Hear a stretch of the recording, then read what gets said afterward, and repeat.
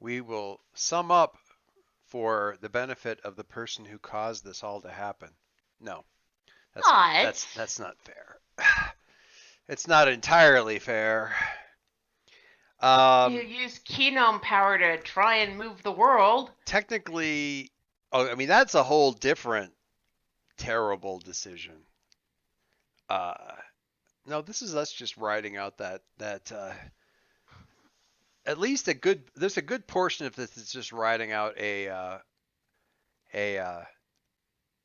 bad take a powerful blow roll from Charlotte a couple sessions ago. I think that's just really unfair. Well, we didn't get a chance to write it out, Anyway, okay, so last session, uh, uh, Adam and the ever pining Plasma Prince were investigating or had come to the cemetery, and Adam had shouted loudly enough for Charlotte that he cracked the world and fell through. And they were falling. Or not falling, or just up in space. They were just kind of hanging out. That's horrible noise. Yeah. What? Also, are you recording? Yes, I am. Okay. I started when the explanation started. Oh, I like how you filled in the mouth. That's good. That's good. That provides a nice sense of depth in the mouth. Yep. In the mouthful region. And they weren't really either one of them really making much headway in terms of actually flying around or anything. And falling for that matter. They didn't seem to be going really anywhere. They did actually feel like they were falling, and then they felt like there was this whole like rushing air thing. It's like, oh, we're falling, and wait a minute, now the air's not rushing. Maybe we stopped, and now maybe we're falling upwards because the air is rushing the other direction. And it became clear after a period of time that the air was not relevant to their movement, but to something very big breathing. And that thing, when they got Pietro to kick up a lot of light, was, oops, hang on, wrong tool. Was this guy, who was a lot more arms and a lot bigger than this. He was, this is a face the size of a hillock. Meanwhile, investigation on, I think, Marge, you were around with this with the coin flip thing, at least the beginning of the coin flip thing. And the next session was Alicia trying to,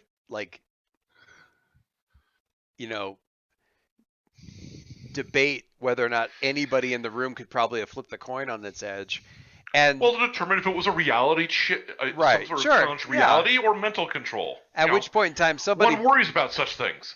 At which point in time, Arya pointed out that the coin was actually vibrating energetically on its edge and getting hot, like actually heating up from the apparently pressure of two different states that wanted to assert themselves on the coin at the same time. At which point in time it became clear that whatever was going on with that, is Adam a member of the Concordance or not, thing, which is a whole different thing. So they kind of eventually, they sort of like, wait, how did we get on that topic? This is like the most classic high school, actually any age, conversation of like, how did we get on that topic? Oh yeah, Charlotte's missing. Right. And so actually, no, we didn't get on the topic because Charlotte got on the topic that Adam went missing per Aegis telling me. Oh, right, because and then it was sort of like, but it was at the cemetery. Oh, hey, has anybody seen Charlotte for the past few days? And then it's like, actually, Pietro's been bugging about that for a while, and he was there, and now he's missing, and because apparently what happened to good old what's his name? So it wasn't all bad. Apparently, Aegis doesn't so much track Adam as much as notice when his energy signature is not screwing with their telemetry in the city area. It's like suddenly there's no interference. And and I quote, he has no ability to teleport that we know of. He wouldn't have just disappeared like that. He would have tracked off our sensors in some fashion. They figured something had happened to him. Which hits your ears wrong as well, Alicia, just because actually at least one half of your brain is pretty sure that Adam has a very well documented ability to Well, of course, teleport. concordance agents can teleport. Oh, god damn it! Yeah, he has a very he has a very well documented ability to teleport that has actually irritated Aegis on a number of occasions, and And yet they're no longer irritated by it. Well, they don't. No, they're not no longer irritated about it. According to them, Exactly. it doesn't exist. Exactly. Right. So that's a whole another headache. So anyway, they went to the cemetery. They were investigating. Oh, this was the thing. So this was probably my favorite part. Actually, was Harry was there and he was kind of investigating the cemetery. He got there a little bit early. And Harry was investigating, and then Summer showed up, and she was helping by she had these little digital butterfly drone things that Harry sort of carried around the cemetery to get a read, like sort of a 3D read of the whole thing. And Alicia was analyzing that data. Harry had noticed that there were a lot more gravestones in grave markers sort of in the same area that the wound inhabited. Like way more than makes any sense. Like way more than any bodies could possibly be under those markers. And all of those gravestones had death dates within the last 2 weeks. Their dates were still scattered, like their birth dates were still scattered back, in some cases, hundreds of years. But there were also like a strong mix of people. Like there were city people, but then there was like locals, but there was also like sacrificed themselves for the people of Boston, and died in service, for the people of New York State and blah blah blah blah blah. But it was like all of these people, all the grave markers marking up and down the eastern seaboard. And kind of still it's still sort of scattered out amongst. Once you were outside of that circle, the gravestones got a lot more normal. They typical death dates. All the ones that were, I'm going to say wrong, were sort of very clearly cut, and they were all death dates within the last couple of weeks, and all up and down the seaboard. Although there were a lot of Halcyon City ones. Harry didn't do this like as an analyze the situation. He did it as a pierce the mask, where he was actually trying to read Charlotte. Reading this as some kind of expression of Charlotte's subconscious. What is this weird crap manifesting in her cemetery meant to represent? Meant to mean. A gravestone is never a gravestone. Anyway, and the three of them were standing right in front of this, actually Charlotte's gravestone, which simply said, rather than a date, had a date of like 2 days. The death date was like 2 days previous, and simply said perished, or passed, or I can't remember what the word was we picked. Perished. And meanwhile, the other two, Pietro is losing his shit, hanging in the air over the breathing thing, and the arms are reacting to all the light that he's generating, coming up after him, and Adam is defending him to protect him from this pseudopod, I guess, reaching out for him. The mouth, actually, I believe, kind of like turned into a tubular tentacle and reached up for him, and he defended. But he dug deep with his keynomic powers and managed to eke out a success on the defend, but he created an opening for the enemy. Oh, I remember what that was. That was the take a powerful blow from seeing all this creepy crap. And he left an I opening. thought that was He had the another fire around everybody. he had another take a powerful blow. So he took a condition, but he also like left an opening for his opponent.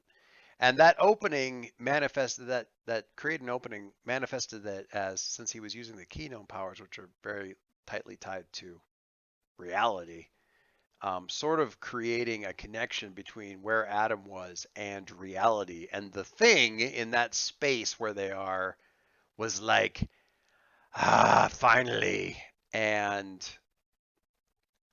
sort of use that connection back to reality to reach through and get a toehold in reality. And that toehold looked very much like that gigantic, toothy, gravestone studded hillock resolving into a large writhing mass face of earth. I think you mean handhold. And thank you. Handhold. What did I say? Not as good as it wasn't as good as handhold. But reached through and kind of got and was the ground was bulging and rippling, and the tombstones were sort of like the fingernails on the tips of fingers reaching out for everybody. And that is really friggin' moss. That fungus is disturbing. Right? The corpse finger moss? Yeah, that's some good stuff. That is some good stuff. We didn't. Where did that go? I didn't get it up on the board, but it's really good. It's okay. It was in the thing, so I saw I like James's gift that he's got up there too. That's pretty good. Although bigger, much bigger. You saw the one that was in the actual windstorm. That might be the right scope. That's not quite. Oh, nice. Thank you, James. Yeah, it was very good. Join the army. The other they one. said. That's terrible. Oh, the one. Yeah. Join the army? Really? It's terrible. You expected anything better from this group? No, not especially. It does not look like the drawing we have achieved on the thing, but I'm so glad that we have a new map, we're back on a fresh place to scratch graffiti. Very festive. So we are left with, I'm trying to remember. So like when all the rescuing had to happen right at the end of the thing, Harry immediately grabbed Alicia and legged it, which I thought was hilarious, and Alicia did not. Radiance went straight up, I think, and flew kind of away from the thing. Radiance tried to distract it away from grabbing at us. Right, which was kind of how the defend got helped a bit. Alicia also did not appreciate. Yep. Right. And so we have this still somewhat slumbering, semi-unconscious,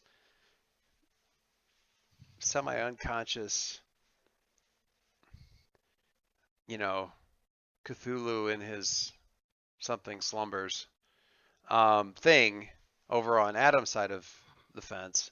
And then this other much more active and grabby thing on the cemetery side.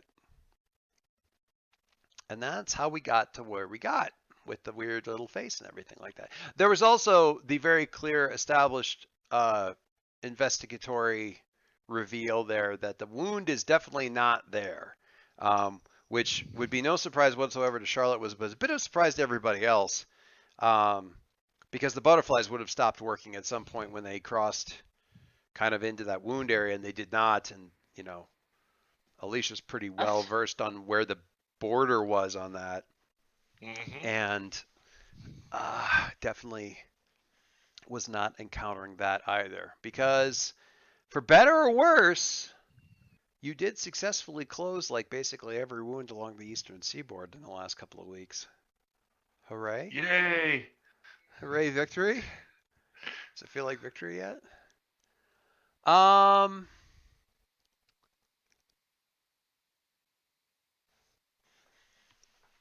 And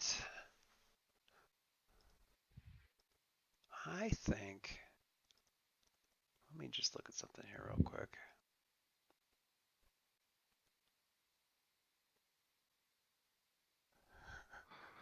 I think we will begin with Charlotte. Because Meanwhile, back with Charlotte. Pass the lemonade, dear, won't you?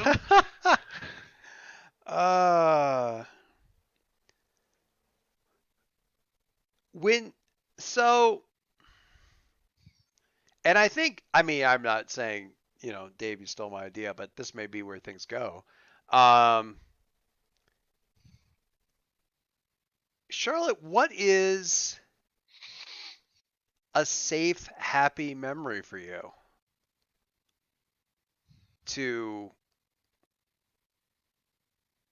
Living memory? Well, when you dream and it is a good dream, where are you?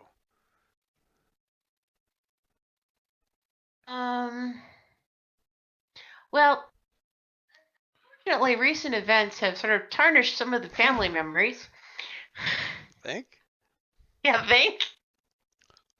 I mean, so what's safe for? I mean, what's a safe, happy? Is it the conversation nook in the Quill compound? I was gonna say it's the conversation pit in non-crisis mode.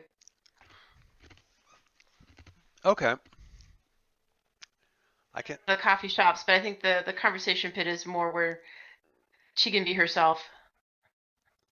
We haven't been here in a while. Conversation pit or the old conversation pit?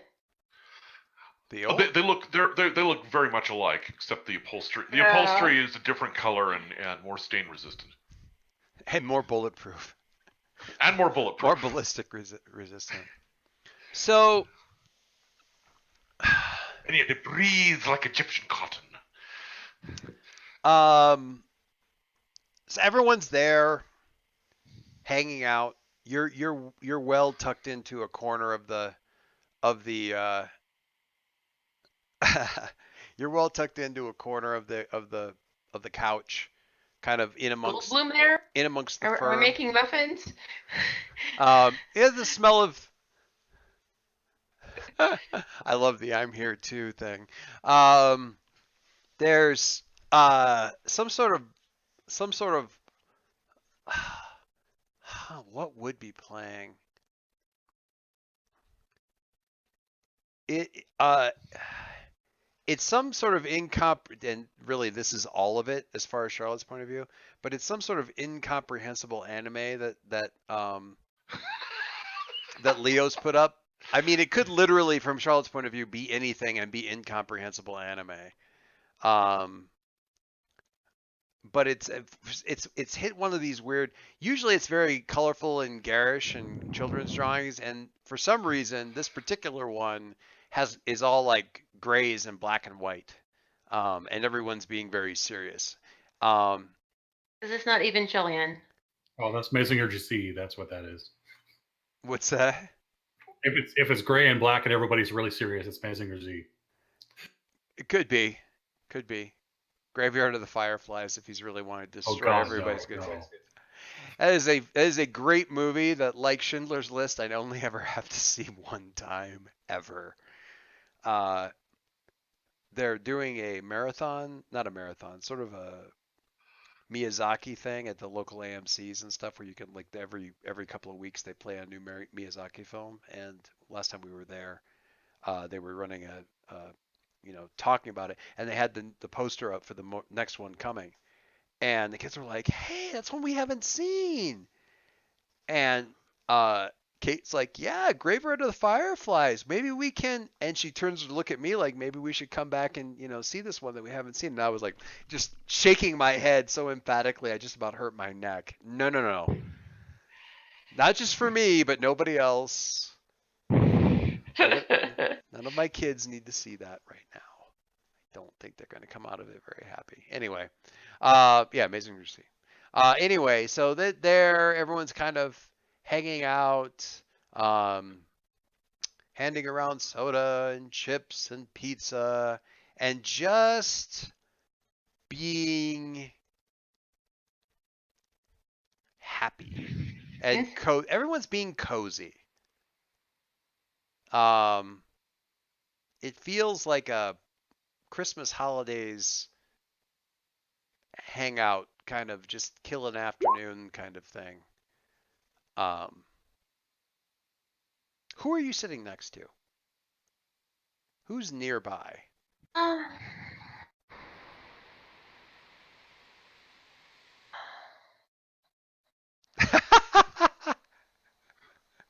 Jedi cat girls, of course, and figure here.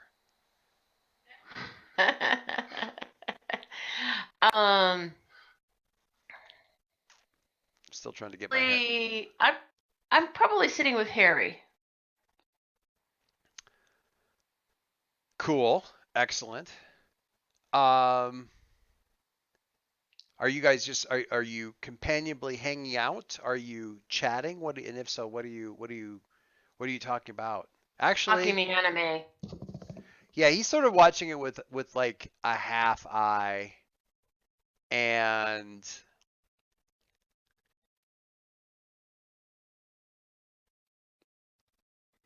you can tell he's a little bit, he's down. He's kind of distracted, and he's bothered by something.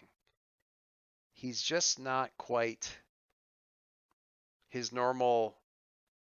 He turns it on when people come by, which is weird anyway, because you've never thought of Harry as being sort of socially self-aware enough to present a specific face to people, at least not to flip it on and off kind of thing. Like if he's going to be in a good mood, he sort of has to make himself actually be in a real good mood. It isn't really believable until it happens, but he is kind of flipping it on and off. And when he's not on, he's allowed himself to sort of let his guard down a little bit. He's clearly a little bit kind of stressed out, and you can tell because he's sort of stress eating, which is different from his normal eating, in that he doesn't seem to be enjoying it.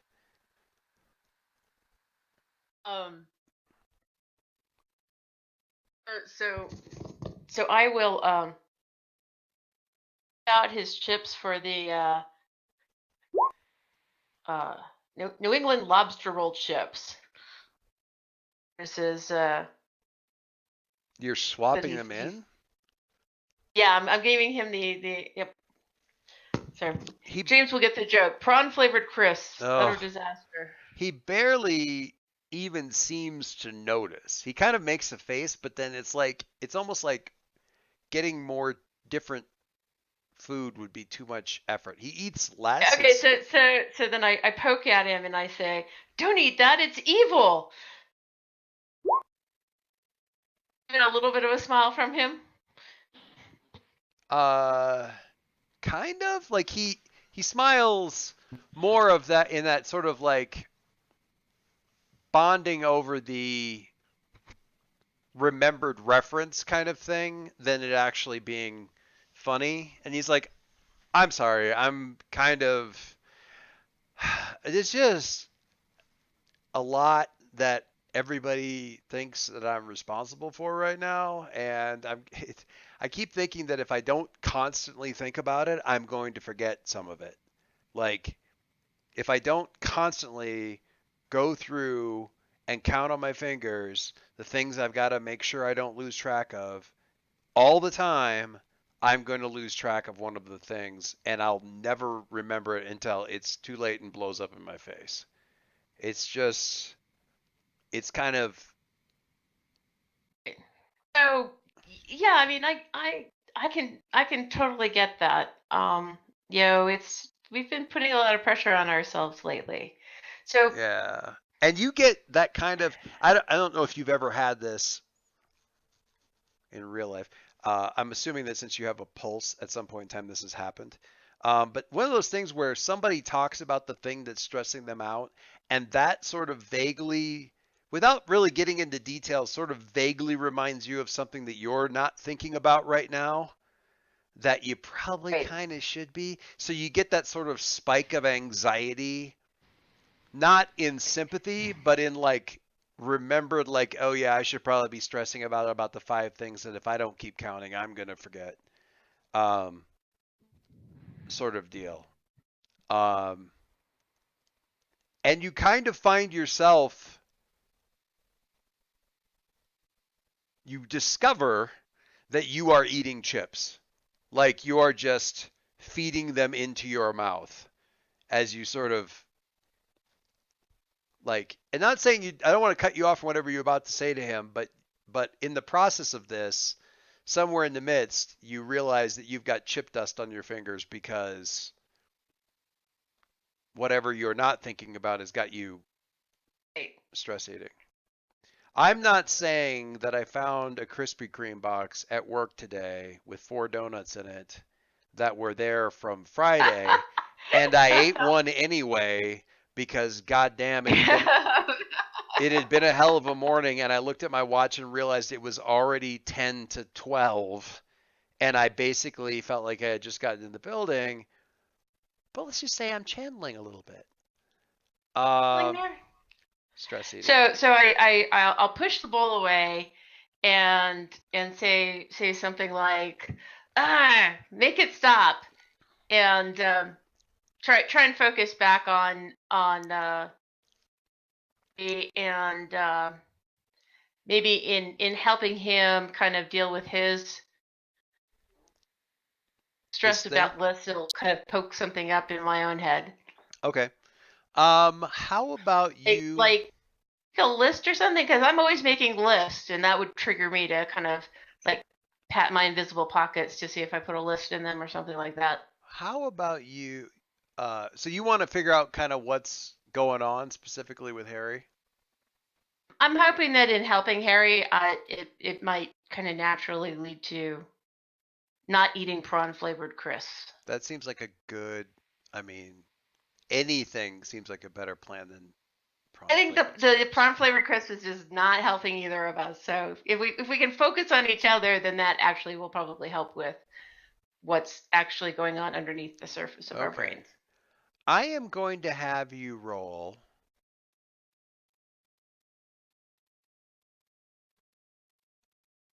mundane. Technically, I mean, this would be sort of, I mean, what you're consciously doing is sort of a pierce the mask, but what you're really doing is using mundane for an unleash your powers at some meta mechanical level. But ultimately, roll mundane. With whatever conditions might be affecting mundane, I'm actually okay with because I don't know. You have a condition. I don't know. Good right now. Oh, I like the new roller. The new roller. Full hit. All right. All right. Those one before. What's that? You never I saw? must have reset. Rolling dice. The little. You mean the little pop-up thing in the chat with the little speech bubble? It's actually rolling on my screen. Oh, the dice. That's an option that you probably have turned on, like with the dice coming across the thing. Yeah, that's an option you have turned on. I've never had it on before. Oh yeah. It never works for me, so I shut it off ages ago. But and also I never get to roll, so it doesn't matter anyway. But all right. So Harry, you have Alicia in a. Is it more of a honeymoon carry or a fireman's carry? Fireman's carry. Fireman's carry. I mean, no, I value my life. I mean, in one of them you're going to get a gun to the face, and in the other one you're going to get a knife to the kidney. So I mean, they're not inherently safer. But he has carried enough people to know which one is less likely to shift their weight and cause him to. So where are you trying to get back here? Where are you trying to? What are you trying to do? Well, because the ground is erupting and things, and there's all of these, not all, it feels like all, but a lot of these earth fingers with the tombstone fingernail things seem to be lunging your direction. You know, and you're staying a step ahead because that's sort of your raison d'etre, but what are you doing? Or what are you doing with Alicia, or what are you doing with yourself in this thing? Because you seem to have woke something up. My first goal is to get Alicia a suitable distance away so they aren't all getting, so that we aren't like in the midst of all of them. The midst of the mess? Well, I mean, mustache aside, there's actually kind of like a viewing tower. It's like a little 3 or 4 story like historical building that's over here. That, I mean, from a tactical point of view, might be Alicia's cuppa, since it kind of gives her a view of everything that's going on, but it's like far enough removed that she's not immediately in the midst of it. So that might be good. Yeah, All right. I'll go there. Um, That seems.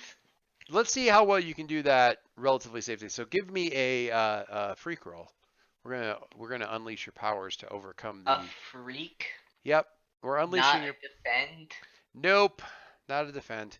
We're unleashing your powers to overcome the obstacle of the entire graveyard trying to smoosh you. Oh. Oh dear. Oh dear. That's Indiana Jones. Double Last ones. Crusade. That is double ones. Mark potential, I think. Hey, ding. Hey, ding. So yeah, you might be able to manifest power. So you're trying. So okay. So all this stuff is lunging out at you, and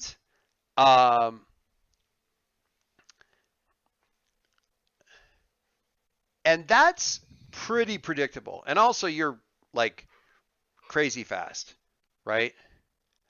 And for all the Alicia's like, I'm just gonna get you to like tactical, some kind of tactically. I'm trying to get you a high ground that isn't trying to eat us, kind of a thing.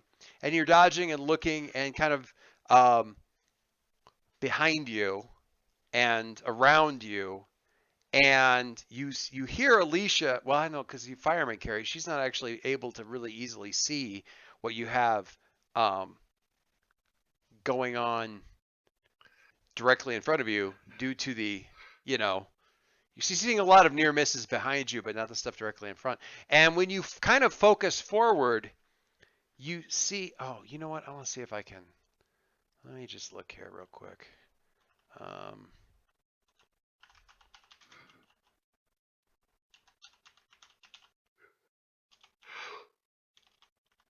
Maybe?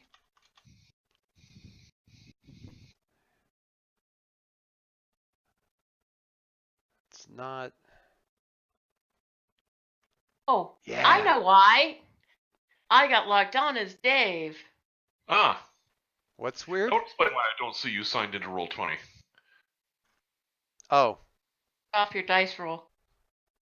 Although you showed up as Ghost Girl. Well, you were I logged in just as Dave, exited. Oh, but I'm a GM, so you could so still she was roll. able to change it over to Ghost Girl. Yeah. Yeah, it still works.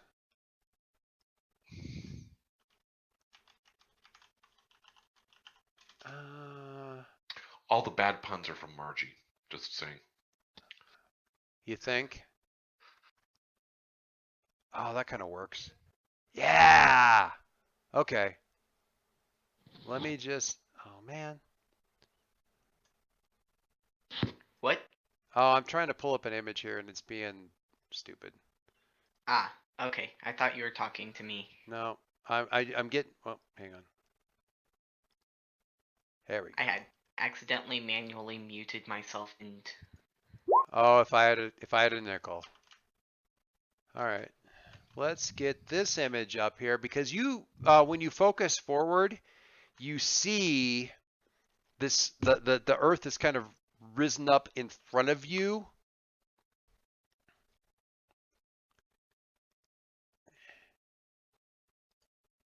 And it's, that's not very big, but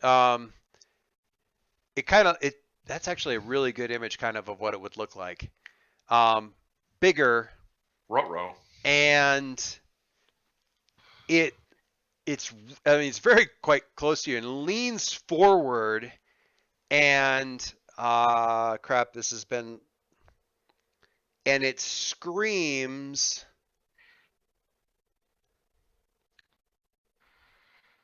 Crap, now I wish I could replay it in my head. Charlotte, when you cast the chips aside, what did you say? I can tell you. Stop this? Make it stop. Make it stop. It screams, make it stop at you.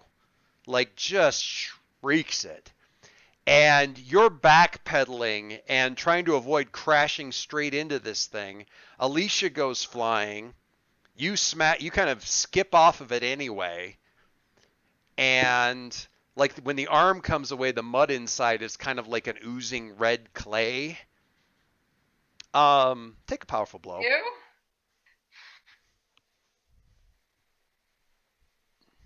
Make it stop! Oh! That's the opposite of what you Awesome. wanted. See, this is Wow. why I think it's totally unfair that you make us roll the powerful blow because it causes us to untrain our dice. I think these aren't. I mean, if we're at a table, I could roll. If you really want me to push the button instead of you, I can do that. Hey, but no, you aren't allowed to touch our dice. yes, I get that. All right, so Roll your own die. James, when you take a powerful blow, Harry, when you take a powerful blow, roll conditions marked on 10 plus. Choose one. Choose one. You must remove yourself from the situation, flee, pass out, etc.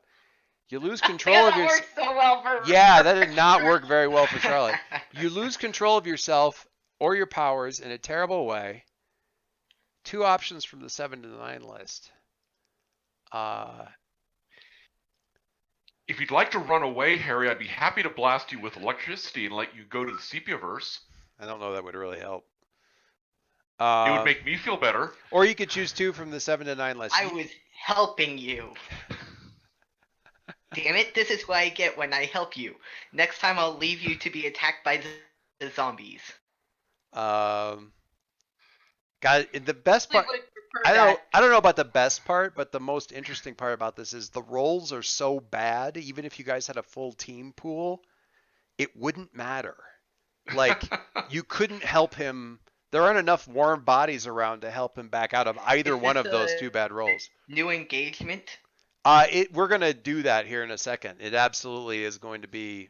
Now that we've unleashed the Charlotte Mother Earth demon. The Charlotte Kraken. Hey, And we're working all so well together. Charlotte wanted to pierce your mask, and I think she's really succeeded. I mean, major breakthrough right here.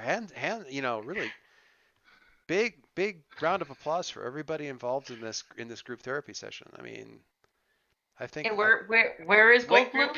I What think. group I think. therapy has Alicia I think been we've doing? really. I think we've really made a breakthrough here. Apparently, this is the kind of psychotherapy session that they do in shows like Legion. Anyway. Yeah, we broke through the Earth here. So Harry, Not me. remove yourself from the situation, flee, pass out, etc. You lose control of yourself or your powers in a terrible way. I kind of feel like you should go that way.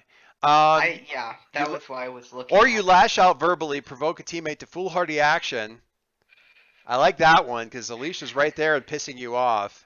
Although if you do that, you need to take one of the other ones. Give ground, I thought I was opposition. already flying through the air. Yeah, give ground. Your opposition gets an opportunity, or you struggle past the pain and mark 2 conditions. So there's a mix there you can do while you are backpedaling on all fours away from this creepy thing with blurring limbs. We'll check. So you figure out what you want to do there. I'm assuming you can Not see to eat the prawn flavored crisp. I'm assuming you can see the take a powerful blow move. Yeah. To Yes, select your my options. my parents sent me a care package, and I now have my own playbook, which I have left behind, and the printed out basic moves. Very So nice. Oh, you don't have the actual masks book though? I do. It's just multiple pages and turning and stuff, and I had stuff Aw. written on my playbook. Back in my Obviously. day, we made new character sheets every week with our own typewriters, and when we typoed them, we had to make the character sheet again the next week. And we always had that one asshole that would rub his eraser too hard and tear through his hit point box every single week, and I had to type the damn things up again. You think I'm joking? I am not joking. Walked uphill in the snow Oh both ways. my God, it was such a pain in the ass. And I carried every single one of the rule books in hardback to school every single day. I had my backpack with my books in it, and then I had another entirely different backpack with another 40 pounds of books in it every day. We didn't even play every day. I just carried them in case I needed something to read on the bus. Anyway. Yeah, I've seen my dad's basement. Jesus. Or the games in the basement. Anyway, yeah.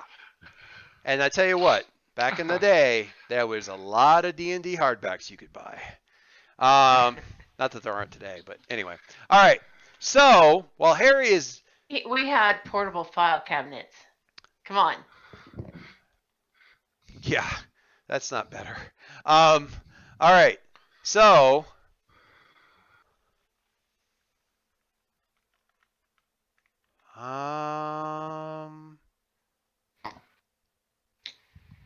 God, I want to flip a coin between Alicia's flying through the air, but Harry might do something to you, so I want to wait and see what that is. So I'm going to let him figure out what he's going to do. So I'm going to flip a coin here. I feel like I need to flip a coin between either Radiance or Adam. Yeah. I'm trying to. I got to make sure I can't say concordance. I don't want to tip that coin either direction. I just need to go with Adam. Well, what I got in mind might show up on his radar. So. All right. Let's. Go ahead. What I have on my mind might show up on their radar too. So either way, then yeah. we're back to where we were. I'm going to go with Radiance because Radiance is at least seeing some of the other craziness that's happening here, and so we kind of can go from them backpedaling to the camera swooping up to Radiance looking down at this creep show thing, this nightmare of bad landscaping.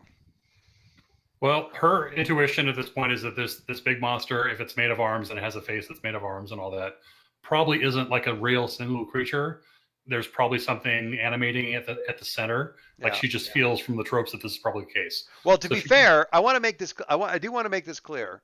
Nothing that you've just assumed is wrong, but she would have gotten there a different path. The arm thing is over in Adam's side of things. Over here, it's more Earth stuff, but it's still definitely like lots of little things being. Yeah, it's an aggregate. It's a collective, but it's not. It's not like somebody's face. It's like things in the landscape that have been assembled into a face. Yes. So all that said, her intuition is there's something probably at the core of this thing, animating and directing it. She wants to know what that is, or we're trying to do something with it. And she is going to fire a slew of butterflies basically down this thing's throat and find out what she can find out down there. And out of character, these are basically extensions of her body, metaphysically speaking, if that matters at all. Okay. And they are full of light. So we're gonna send that down there and see what we see.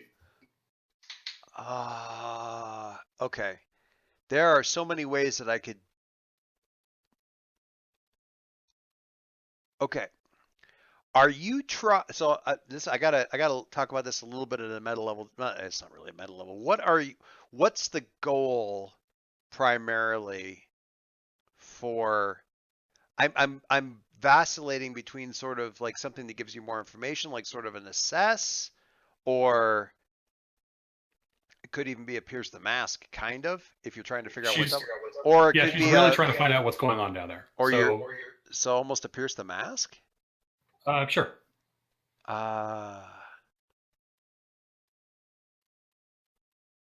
Interesting. Okay. Then now, okay. So that's a mundane roll. It is a new, I mean, you could theoretically flip, but that's going to leave you flipped for, because if I remember right, you flipped Yeah, last I time. did last time, but So your freak's way I up. feel that it's okay. Given she's making a choice here, either go in and attack this thing or try for understanding, and she's trying for understanding, which Right. is much more of a summer than a super thing. Oh, absolutely. So she's going to flip back. Okay. Yeah, I mean, the downside of that, of course, tactically, is that you're sort of stuck without the big freak show score. He will live with that. Yeah, but you're right. It's absolutely a very summer thing. All right, so you flip it and give me a pierce the mask. Very very meaty 4, 4, and 3. Lovely. The dice did not betray you. And when you pierce someone's mask, now this is going to be, you talk about metaphysical, this is going to get a little bit weird, but it's not entirely unlike what Harry was doing with his, this is, I mean, somehow, again, Bill, I'm just going to reiterate, you took what was already, you took an anime character you were playing, or rather, at least Japanese media, in the form of Red Ranger, and did a perfect heel turn pivot to Sailor Moon. And, well, not exactly Sailor Moon, but I mean, you're fighting the gigantic hill earth thing by firing glowing butterflies down its throat is, let's just say, on brand. My role in life is to make the tropes not only plausible, but necessary. I love it. All right. So we are piercing the mask. We got a nice big high roll, so you can ask 3 off of this. And so the butterfly, these light constructs are going down sort of the gaping, toothy maw. Are you having to get up kind of close to this thing to do this? What's the range of these things? It's basically medium to long range radio, but there could be interfering patterns or whatever in there. So she would try to get as close as possible. Are they? What's this look like? We haven't seen your powers very much. So I mean, do you have a big wand with a bow on the end? Is it coming off your hands? Oh no, she's not there yet. I was gonna say I didn't know how bad it was. So basically, the old grappling systems have been repurposed. So rather than firing these cables, they are now dispensing these tiny little butterfly drones that are maybe like 2 inches long. These tiny little narrow cylinders that are just like a small sensor package with these EM emitters that can fly and project like these hard light shells and do a bunch of other versatile things. And they can network together, and she can feel where they are, and they're kind of in radio contact with her, and they're really sort of like extensions of her. Yeah, I like that. Okay, so they're kind of powering down into this thing, and I'm gonna have you do one question, and then I want to jump to Adam real quick and see what he's got going on, because there may be some sort of bit where you guys, again, metaphysically sort of meet in the middle. So I want to kind of touch on that too. So what's the first thing you're aiming at here? I'm going to go with the very non-standard and unexpected. What do you want me to do? What do you want me to do?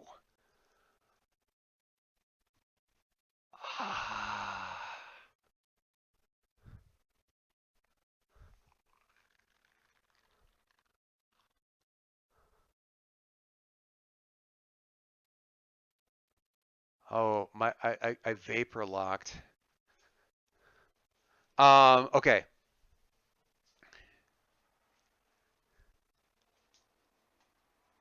I could try again if you'd like. What? No, it's okay. I'm just.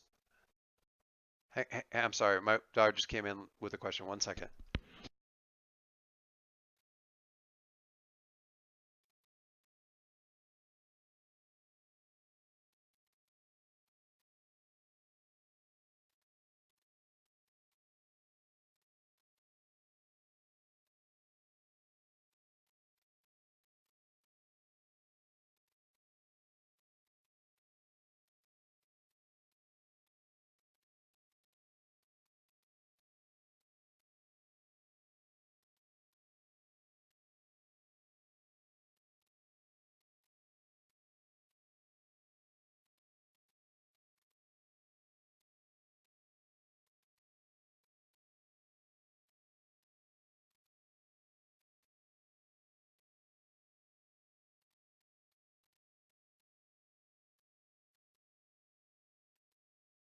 Sorry, my daughter needed directions to the wiki as soon as possible, apparently.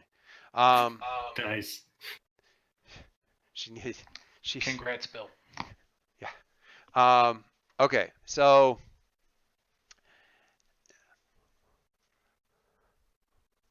within the mouth, and as these butterflies are going down, and you're getting this sort of, like you say, it's like you're there. It's part of you, and they're kind of going down in this thing. Number of animated bits where you see that, like that dark tunnel where the one light is kind of going down and illuminating the walls of the tunnel as it goes and leaving darkness behind it as it goes. Sort of that same sort of thing. Inside the mouth are more mouths. The whole thing is kind of lined with it all the way down. It's mouths all the way down.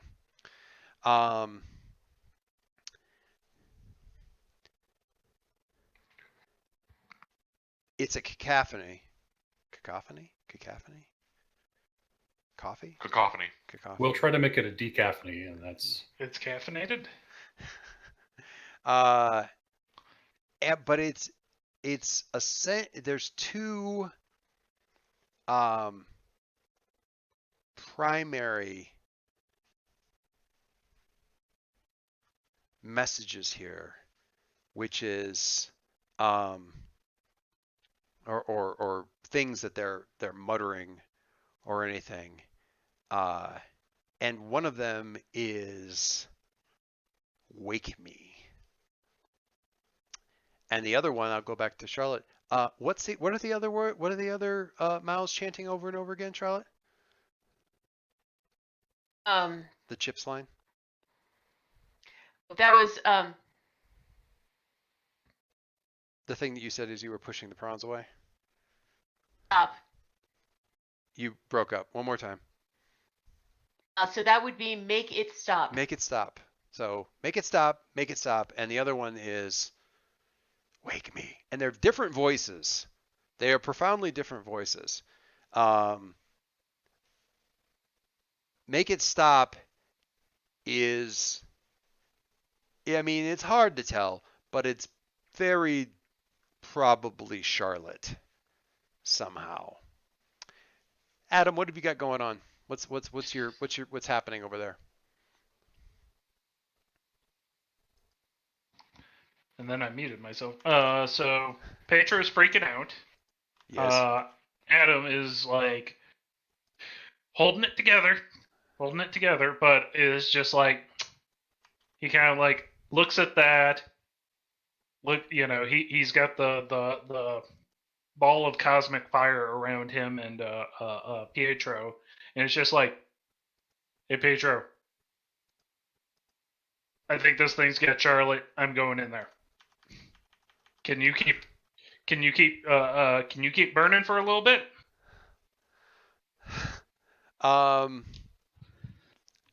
I want you to do a provoke to see if you can get his crap together. I'm going to give you. Wait, do you have it? I have influence over him. You do I have got it? last time. Okay, we'll let that stand. There's actually a couple of pictures of this little homunculus like Earth person thing that I managed to find a picture of. That's pretty cool. Yes. So got over here. Oh, Adam Amari rolls mundane, full hit. Look at that. So provoke. They I rise think to the plus bait and do what you want. Yeah. You think do you think this thing got her? Oh, yeah. I mean, you just need light. Do you want me to blast it, or what do you want me to do? You want me to get a tunnel in there, or what do you? No. All right. I can get. I think I can get in. I need you here so I can make sure I know where to come out at. Beacon. Gotcha. Yeah. Until I run out of diesel. Kidding. Just kidding. Man, I didn't have to pull out the Leo speech or anything. Nope. Just rolled really well. It may have been. Well, first of all, it's Adam asking, which is kind of like, a big deal right now. It's Adam. And also, I'm going in after Charlotte and I need your help, because apparently Pietro's a sucker for that right now. So, yeah, he's gonna try and actually be a hero. So yeah, he's gonna go tiger burning bright up here while you go do whatever craziness you're planning on doing, and you're gonna All dive right. into this writhing mass of whatever this stuff is. Yeah, it is basically just like let the ball drop around them, envelop himself in fire, and just dive right into this thing. Yikes. Okie dokie. So are you just it sounds like a pretty straightforward unleash your powers unless you're doing something Nova-ish with like burn or whatever. Well, uh, What do you think? Or are you not using Nova moves? I could totally burn and get in Yeah, there. you could totally So, burn because the sort of the attack stuff is totally still inside your wheelhouse right now. mm-hmm. Uh-huh. I didn't know if you wanted me to directly engage or not. So,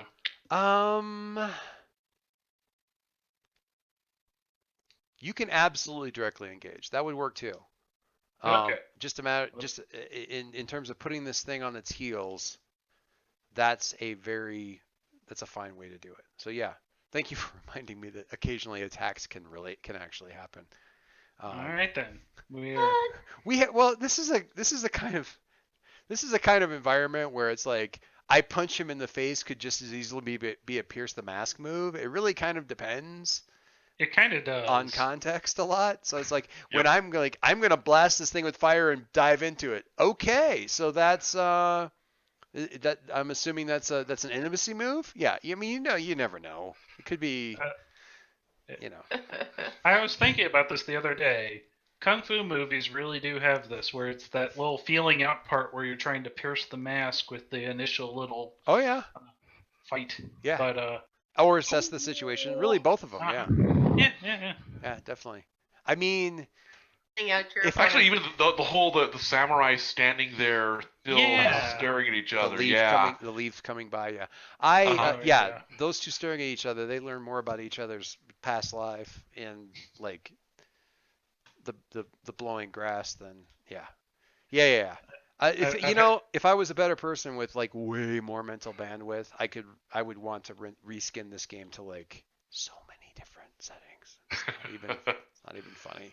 All right. All right. So yeah, let's do.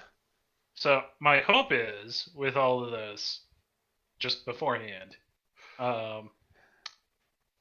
there is the take something from them. If I roll Ooh. well enough, If you can get in there. I would like to take Charlotte, but Okay. We are going to Because that worked so well for me when I tried to do that. just. I know.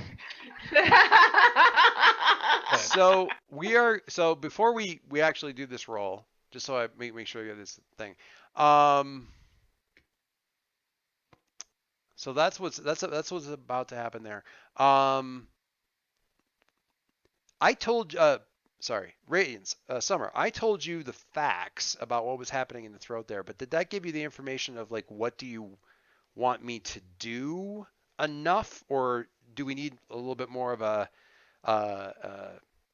psychological read on the situation to make it a proper GM answer?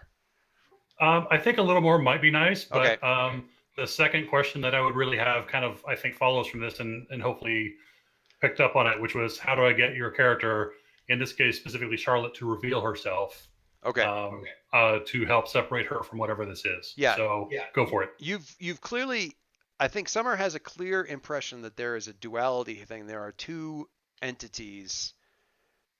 Now, in her more pragmatic states of mind, she might wonder to herself or worry like a bone the thought that maybe the two different states are actually both just Charlotte.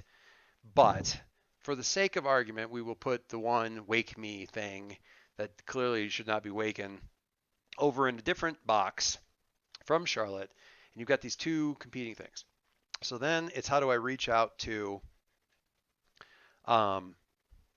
Charlotte, make it stop, and you kind of you're diving in even further and seeing how far down the rabbit hole basically you can go. And what was the second question then? Basically, how do I get Charlotte to reveal herself? Like going back to what you just said, like hypothetically, imagine Charlotte as kind of this creature with two different faces that spin, like Living Tribunal from the comics, or Yeah. certain other creatures like that. How do I see the Charlotte face on this thing? How many butterflies are down there? Like, I'm probably gonna say like half a dozen. Like Okay. she doesn't have an unlimited supply, but she's got a lot. okay.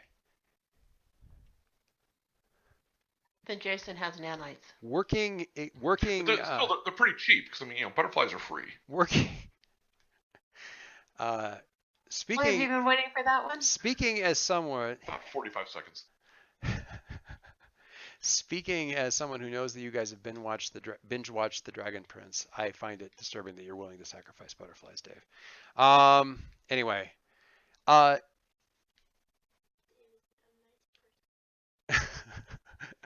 and my daughter just came in to inform me that you are not a nice person, Dave. Butterflies are free, easy to get rid of. All right, so working sort of on instinct. I mean, I've got an idea what this would look like, but I want to say, and then Summer decided to do this. So again, thinking sort of metaphysically, thinking of these things as extensions of yourself, and thinking of what you can see of Charlotte in the area. How do you try to like get a connection to Charlotte in this space with what you have on hand? Well, the butterflies can project holograms, and so Summer will project herself, her face, her presence, to try to get Charlotte to awaken to that and to recognize it and to sort of respond to that. So at the same time, I almost don't want to steal what Adam was saying, which is like I want to pull Charlotte out. I almost want the butterflies to meet Adam in here. Well, yeah, that's what I'm trying to get, because there's actually it wouldn't be Teamwork that time. it wouldn't. What's that?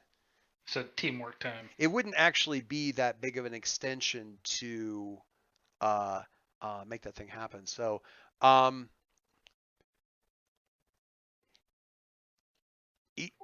yeah, just her face calling out to Charlotte, just audibly, calling her back. I think. So the mouths inside the throat, so disturbing.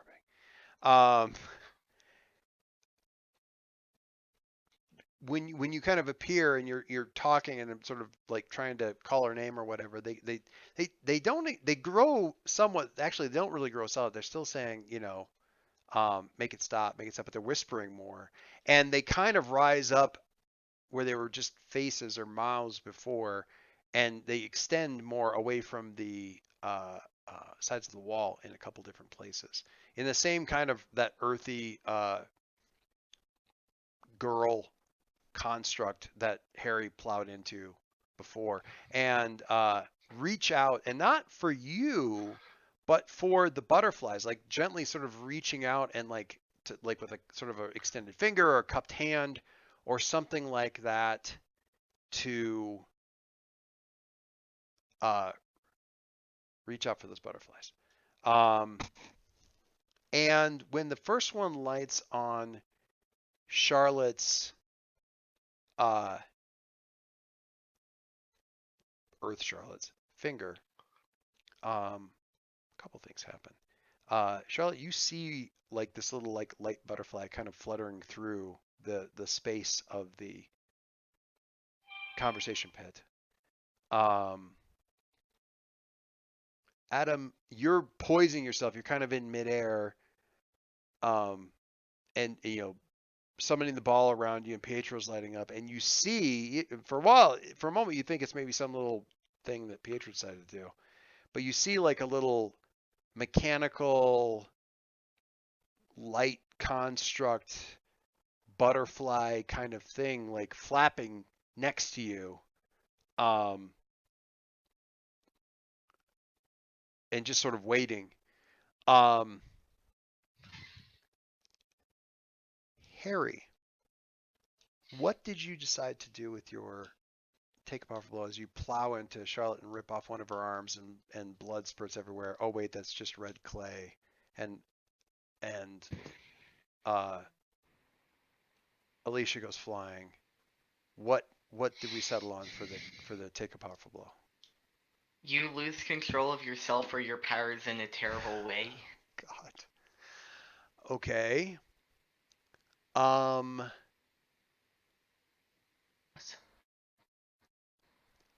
We've never really seen this from Harry. So what I'm seeing is that Harry really freaks out, and this is just one step freaky too far for him. What do you do? Like, what does this look like in terms of, like, do you just level everything moving in the cemetery, or what? I was Or, in what way do you lose, or do you just want me to say? thinking kind of in a vibrating, airy mess that just kind of pushes back what's around, including like our friends and probably toppling some gravestones and mud corpse whatever. So kind of almost like the Aang Avatar form meltdowns that you kind of saw in the first couple seasons of Last Airbender, like that kind of thing. Is that where we're going with that, or? Yeah, if I'm thinking of the same thing. He's I all think like so. glowing in the big ball, and everyone's like trying to yell at him to like get him to calm down, Yeah. kind of a As they thing. desperately grab for the ground because Yeah, they're it's being trying to hang on to like a tree to keep Yeah. from being blown away, kind of a thing. So, yeah. Okay. All right. So that will not help with this particular assessment, but Endeavor. well, no, that's not the move I want. When you enter battle against a dangerous foe as a team, add 2 to the team pool. Done. 2. If the leader has influence over every teammate, add another team. The leader. Who is leading this shindig at this moment? Who do you who do we think? There's a connection One person now. who's not me. Yeah. There's a connection between I can do GM fiat here, I think. I feel like the spot that's created the connection, the person that's created the connection between the various points in this conflict is Summer. Because we have the butterfly where Charlotte is, we have the butterfly where Adam is, we have and she's actually in the other side of things, and maybe that's the point? That's the connecting tissue? Me? Does that make sense? Is there something else that makes more sense to anybody? No, that seems fine to me. I can Unless say- it's I was about to say the only other person I could think of is maybe Harry. I was going to say Harry, just because He did kind of bring everybody here. Yeah. he I did would sort say of bring Harry. everybody here. He sort of did some of the analysis. He's been the one kind of initiating action in some ways. But Okay. Harry, do you have influence over everybody on the team? That's a good question. Let me check real So, quick. Alicia, Summer, Summer, Alicia, Concord, Charlotte. Charlotte. That's a Wow. yes. So, Hey, if the leader has influence over every teammate, add another team. So we're up to 3. If everyone has the same purpose in the fight, add another team. Harry does not currently have the same purpose as everybody else in the fight. I don't care what everybody else's purpose is. Harry's purpose is not that. Because Harry's in the process of, having an avatar meltdown. Meltdown. Yeah, he's having an avatar meltdown, so we're not going to add. I was going to say find the ultimate ship, so it's not. If any team member mistrusts the leader or the team, remove a team. Let me quickly jump to Alicia, who is at ground zero for this event that's going on with it. Fortunately, I was flying off in the opposite direction of it, given Harry's sudden backpedal and hurtling me through the air. You did tumble, but taking stock of the situation, do you distrust the team or the leader of the team at this time? Yes. Yes. Okay. So let's take a point off there. I think that's fair. If your team is ill-prepared or off balance, remove a team. I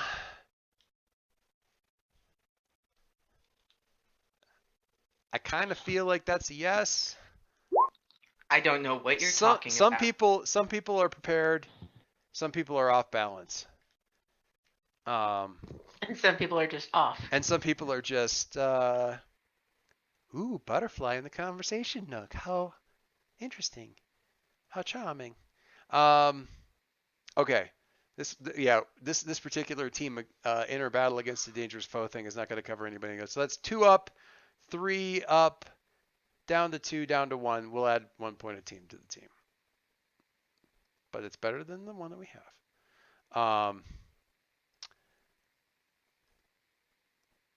Than the 2 that we have, I should say.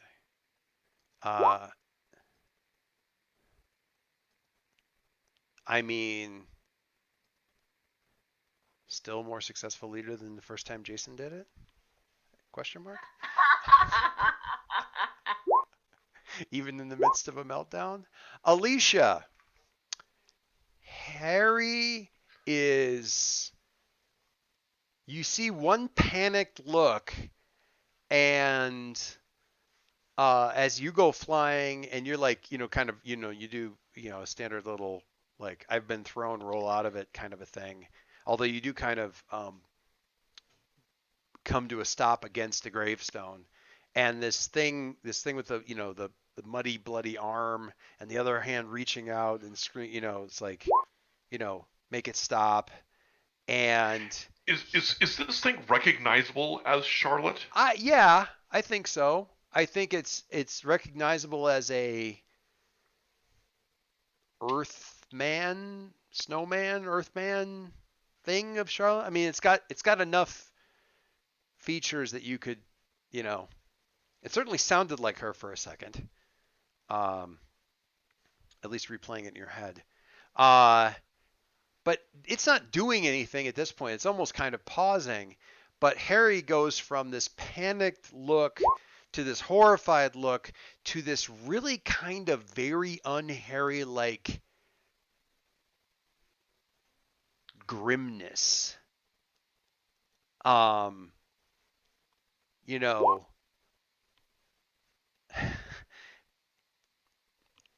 There's a thing that you see sometimes. I'll give Alicia the benefit of, a certain amount of adult-like cynicism in this. Where we've got these people who are on the cusp of adulthood and what they perceive adulthood to be. And as light and breezy as the gales tend to... Did I just do that? Oh my God. As light and breezy as the gales tend to be. Oh my God. I am the literal worst. We'll pull And Harry's the heir to that family. Oh, no. All right. As carefree as the gales tend to be, there's always this underpinning thing with, the great power comes with great responsibility. Sometimes you got to do the hard thing in the hard situation, and it's not fun, and it's not good, and it's not something you're going to be proud of later, but you just have to do it. There's always that kind of thing lurking in the background. And if you've got somebody, and I'm not talking about Harry specifically, but you see this with people who are almost on the cusp of adulthood kind of thing, and they have this thought lurking in the back of their head that as I get closer to this or as I become this, I'm going to have to make those tough choices. I'm going to have to, cut somebody loose in order to, cut off the arm to save the body. I'm going to have to make those tough choices. That thought lurks in the back of their mind. And with a certain amount of perspective that comes with becoming old and decrepit, you will sometimes see someone at that point in their life make that decision that the time has come for that hard choice. And they firm up their jaw and they do it. And they are, in every expressible sense of the word, fucking wrong. And they are doing it completely inappropriately in the wrong situation because they're so ready to pull that trigger that they pull it when they don't need to. When it's just massive overkill for the situation. Okay. I feel very judged right now. No, as a I'm not. result. No, what? No. Because I've never seen you do this. I'm not saying that. And I'm not saying now when I say this, somebody That's a full hit judge there. So yeah. Again, this is not. I'm not pointing at any particular people. I'm not. And I say somebody on the cusp of this. This is not an 18-year-old thing. This is not a 17-year-old thing. I've seen people who have never really had to make the hard choice decide that now they need to finally make the hard choice when they're in their 30s. And it's still like you're looking at it going, no, dude, no. It's just a cantaloupe. You don't need to just swear that you're never going to come to this side of the city ever again. You don't have to whatever. I don't. You don't have to completely overreact to this thing with the hard look. But back to this, what you see on Harry's face as he transitions from the shock to the kind of horror to the, sort of taking the whole thing in is this look of this is the time where something terrible needs to be done. And yeah, it's bad, but whatever the expression is on his face, you're just almost sure that he's about to do something worse than it needs to be. And again, I want to make it clear, James, not judging. I am making sure that it looks like Harry is losing control in a terrible way. So I am merely following instructions. And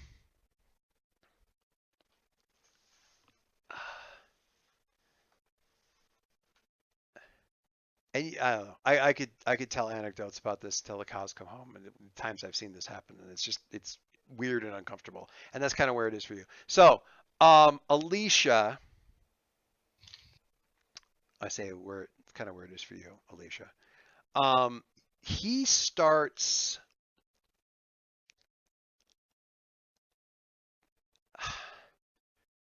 You're not even immediately able to fully track what he's doing because he doesn't exactly look like he's moving, but the wind starts to pick up and he's certainly fuzzy, like out of focus. So he's clearly doing something very quickly. But I mean, you've seen at least footage, if nothing else, but you've seen, speedsters who are moving fast enough to kind of, appear slightly out of focus. But what you realize, because there's these weird little flashes, corner of your eye stuff, or around him, shadows moving, things, as the air picks up, that it's not him standing in place and vibrating. He's actually leaving and coming back into this thing, into the spot, fast enough that you're not really tracking the movement. And as he's leaving, he's lashing his movements. It's his whole body. It's like a snap of the finger, snap of the hand out away. from his body, but it's his whole body leaving, and it's hundreds of yards, and he's lashing out and striking manifestations of whatever this thing is,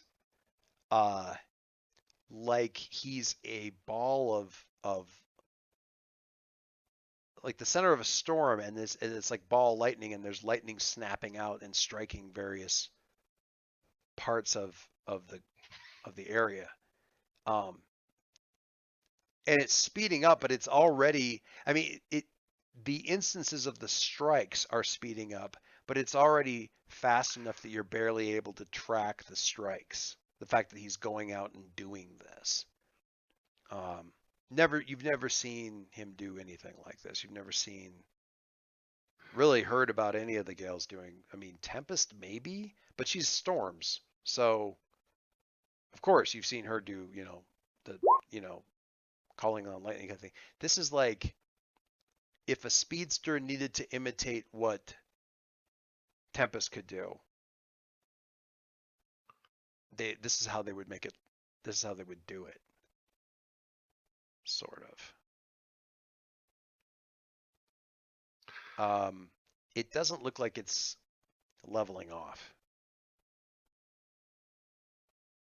Looks like it's accelerating. What do you do? Everything's accelerating around Harry. Charlotte. Where Harry is sitting. So you've got a butterfly sort of flying through the conversation nook, and it's being buffeted around because there's like fog and wind building up, and everyone in the area is kind of looking around and sort of puzzled, but sort of like kind of like these little half smiles on their face, like they're trying to think of the best way they can come up with a joke about giving Jason a hard time about the Quill air conditioning system acting up. Like, nobody's really taking it seriously. Everyone's just like, oh man, I am going to come up with the best burn for this kind of thing. But there's like I said, the breeze, like a mist, and you can feel it really kind of through the couch, but Harry is sitting there, and he's like I said, sort of blurry, kind of out of focus, and the expression on his face is so grim. Not like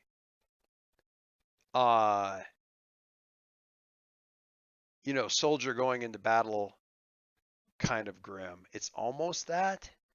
It's the I'm doing this, and I absolutely hate every second of it. But I'm doing it anyway. But I'm telling you about that. But Alicia, what are you doing? I mean, clearly you know how to disrupt Harry. Just fire lightning at him. I'm sure he'll be fine. Yeah.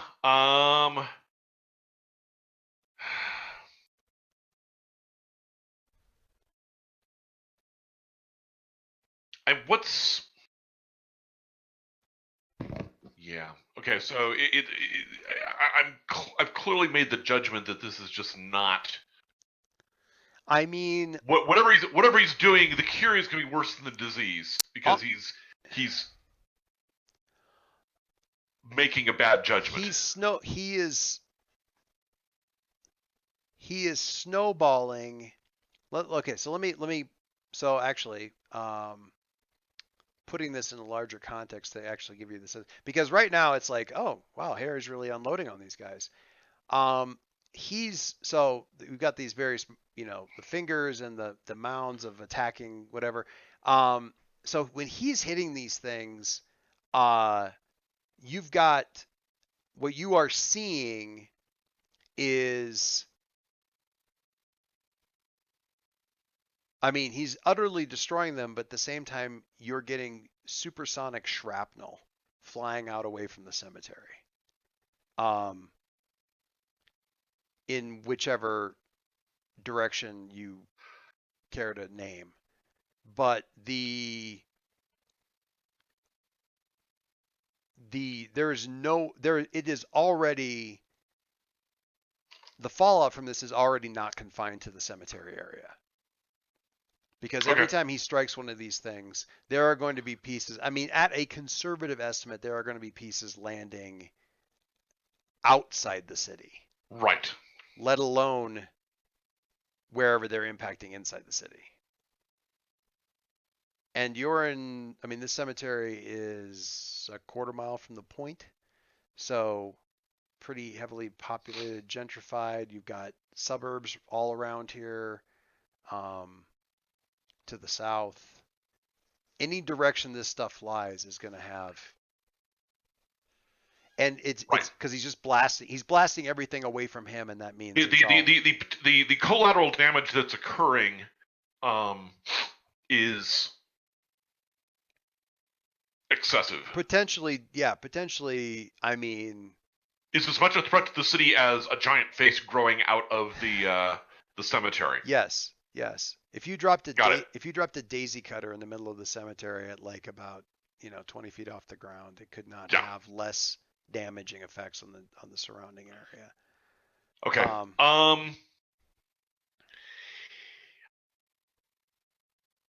I am going to I'm going to do a provoke because I don't given the way he's moving and everything, I don't know that I would assess that I could actually do anything physical to interrupt him in any fashion. I mean, he is predominantly like near you in a particular spot. Like you could probably come up with some expressible percentage of it. So if you put something in that space, it's likely to interact with him. Yeah, good but or I also bad. don't want to also potentially kill him Yeah, if I can avoid it. yeah, because Yeah. anything hitting him at this speed is going to be whatever is going to be hitting him at the speed that he's moving at, which is And that thing should not be me. yeah. You don't want to slap him. You're likely to lose a hand at this speed. If I'm lucky. Yeah, your hand explodes. Not does it shred my entire arm, but I'm flying through the air at 120 miles an hour south. There's a potential that he could accidentally unzip you, like at a cellular level, Oh, okay. Well, like that's by accident.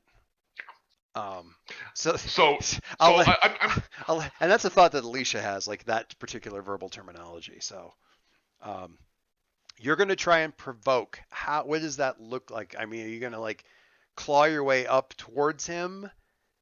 yes. I'm going to try to get as close as I can to the maelstrom and shout at him.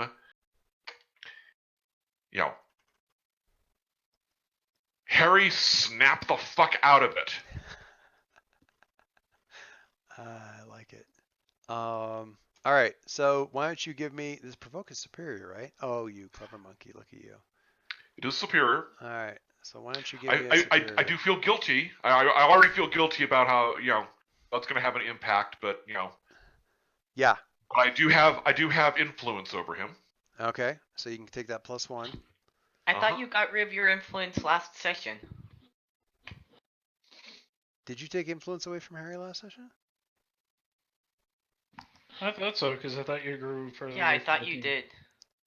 Take a look at your I remember being very salty. who's taking notes last game. I was taking notes last I game. know. Let me look at the bottom. And Alicia. Thank God we have you taking notes. Oh, no, by the you way, didn't. Or people in general. It's on the thing here. You didn't. You went closer. Alicia, to Summer. closer to the team. Summer. Summer. All right. So you have influence. That gives you the +1. Thank you. Let's see what we get.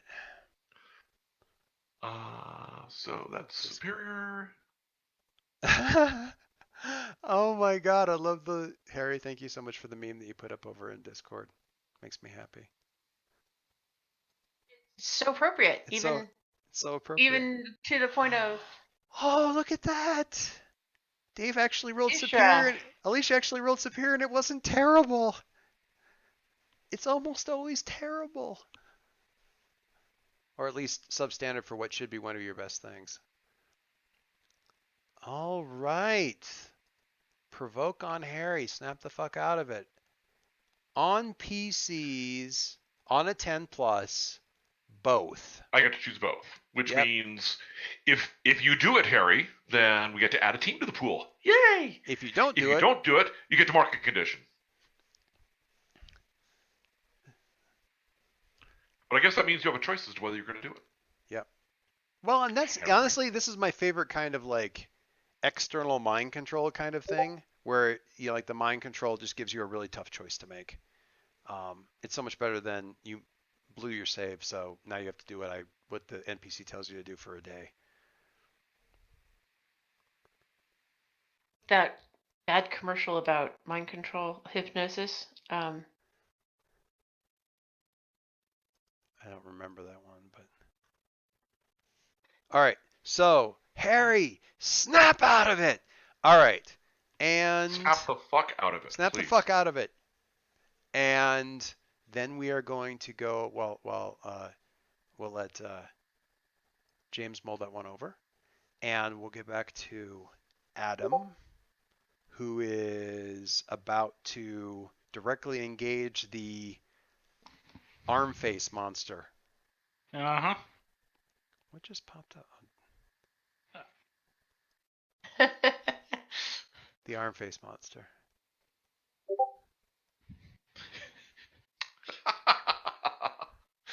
Accurate. Oh you, my God, that's so good. Have you been waiting? I mean, it almost seems like you've been waiting. I mean, that's so perfect. I know nothing. Nothing. That's so good. Is this my new character? If that was literally your inspiration for this bill, I congratulate you. Okay. So, So- I believe Adam is about to do a directly engage by diving into the arm monster Mm-hmm. as a descending. I All feel of- really bad after all these 11s and 13s. There was a 4 in there, so it there- averages out. There was so.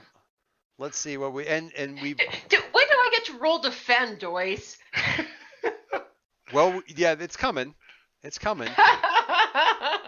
Why do you want to roll defend? Do you have a big a lot of Break save? me apart or something, you know? I'm working on it. I've got something coming. Well, Harry's going to be in there too. I was expecting you to have to help Dave, but then he rolled his big thing there. All right. So, Adam rolls danger. 7. A 7. Scrape. Look at that. 5 and 1 and 1. Yeah. Okay. So. Do.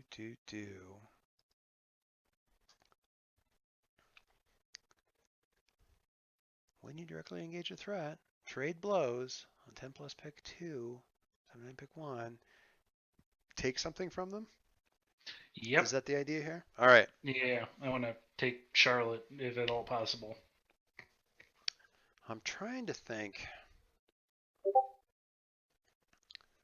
All right. 1, 2, 3.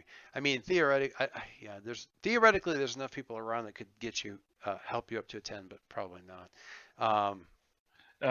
Yeah, we would have to spend all of our team points, and Not you sure know what?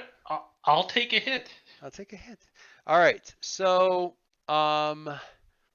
you basically dive down into in a much less engaging and weirdly magical world of Arietti way. Dive down into the throat of this thing as a ball of sort of, was it light? Can I just say that this is just a lot too personal for me? This is not your throat. It's still personal. This is a reminder to get a colonoscopy on her 140th birthday. Yeah. Um. I forgot. So okay, so you're kind of like all these. Now you've got like like a force field up around you. Is that Basically, think of me as the Human Torch, but blue. okay? All right. So you're burning down. That's not pleasant. No, No, it is not. because and it's certain kinds of mud can smell really bad. And this is it's like that. It's the mud of Golgotha. Am I pronouncing that right? Yeah, sure. Close enough. And but also it's got that. You're comparing me to like a poo monster? No, this isn't you. It's not primarily you anyway. But there's also that cooked meat smell a little bit as you're tearing down through this stuff and trying to get to where you need to be. But you kind of like burst through into a chamber within, and there's like sort of this heaving bed of limbs, like the floor of the place, and It's like an armchair. oh, dude, oh my god, There's a footstool nearby. Give it an armrest. oh. Ooh. I think But is Joyce there a might headboard? be giving you guys the finger. Jesus. You're all very bad people. Very, very bad people. All right. So you're getting down to you see sort of Charlotte kind of cradle on this, and she looks for like she's all folded, arms folded in, stuff as though like somebody would be in a casket. And would you like just reach down so you get down there and grab her and then and basically just immediately try to get back up and out? Is that Yeah, the basic basically idea? it's like dive into Charlotte, and it's gonna be like right before making contact, it's just like, sorry, Charlotte, and just like body check her into a fireman's carry, and just like, okay, where's Pietro? Okay.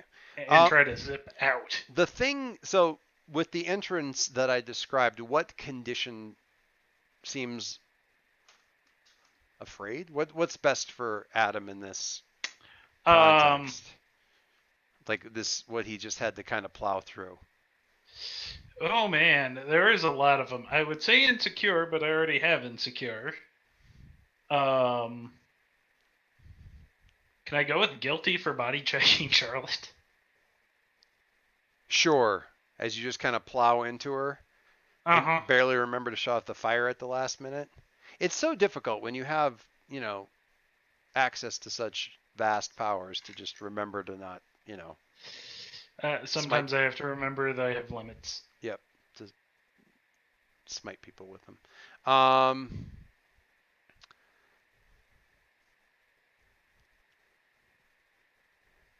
So Charlotte, you're in the conversation nook, and Harry is clearly got something going on, and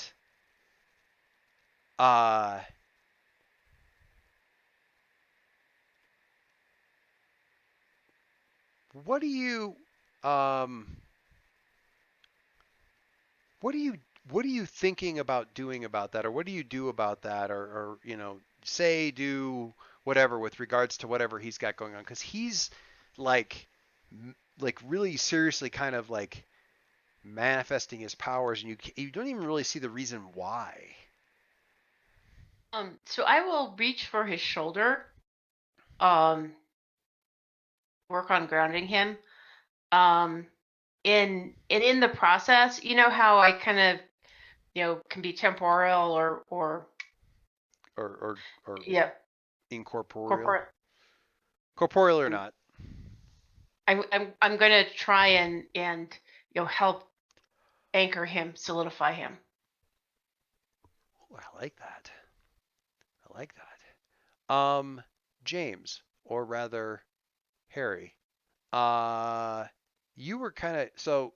Alicia dropped the provoke on you, where you can either ignore it and take a condition, or do the thing that she said, which is not as easy as it sounds, but at least you get the option to make the decision. What do you do? I think Which way do that you go? I think that it does work. Because At least I enough don't for you know. to I focus see on it this and try to get it under almost control. as a culmination of all of the stress and worry that Harry has had the past week plus however long. Worrying about And needing to be a big superhero and everything. and honestly what he needed was just someone telling him to Yeah, I mean And that's that's Snap the fuck out of it. that is kind of what I was going for. Is like this is almost like a physical manifestation of all of his uh, worries, not manifestation, expression. Um,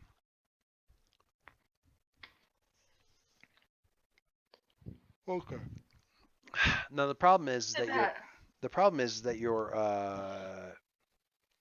powers have kind of run off without you.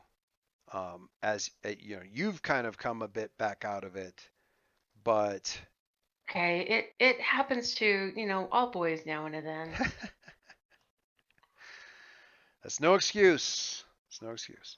All right, so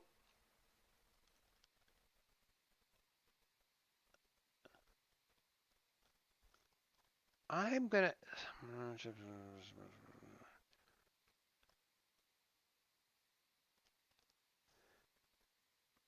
So it's one of those kinds of situations where you've come out of it, but you're also finding yourself in a wagon rolling pell-mell down a hill, already at speed and, heading for the cliff kind of thing. So it's, hey, you've come to your senses just at the worst possible time.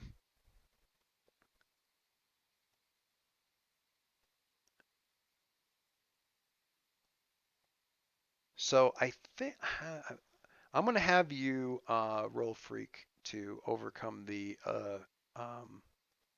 well, if actually let's back that up. It works. What do you do to kind of, because the thing is, you find yourself having come back to yourself, you find yourself wreaking destruction. And it actually, in a way that you have never encountered, your powers have also, I mean, while they're awesome or whatever, have always been really personal. You don't, you're not really an area of effect kind of guy. You're not a, laser blast from space kind of person. Where you are is where your powers are, and you have somehow managed you coming back to yourself where you are generating destructive effect all around you. And it's not like you're throwing off lightning bolts and laser blasts and stuff. Your body is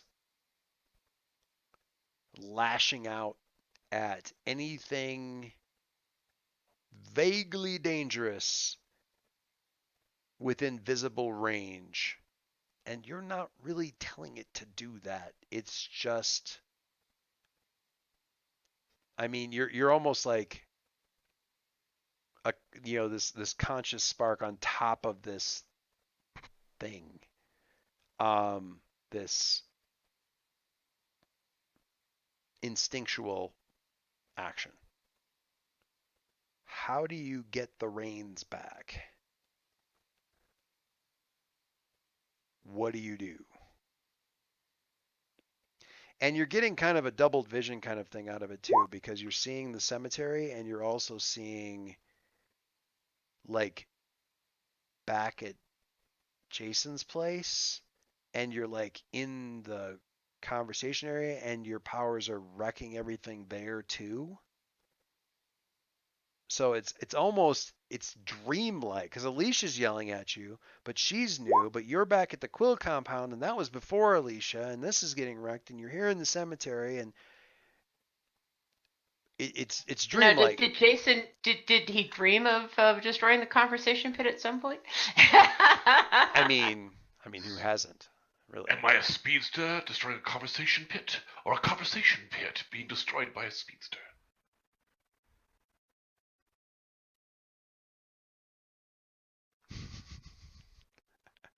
That's a great.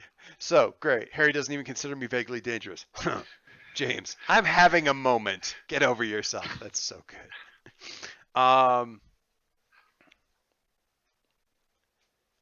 Like, what does this even look like with you trying to get yourself back under control?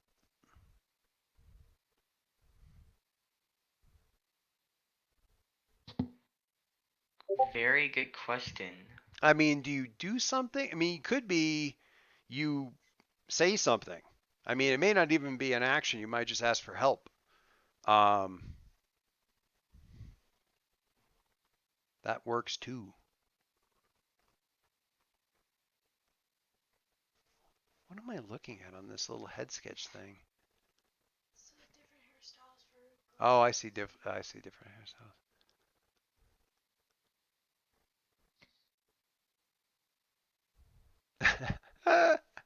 I love the ghost girl one with the hair over the face. So good.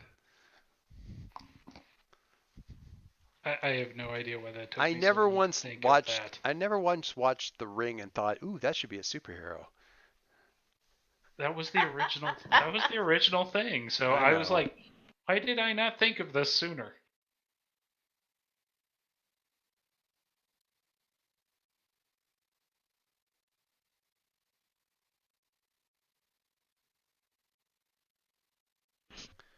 James, do you need a moment? Yeah, sorry, I have man up stuck in my head. Thank you, Mom. And it's very distracting. All right. Give me just 1 second here. I gotta tuck somebody and I'll be right back with you.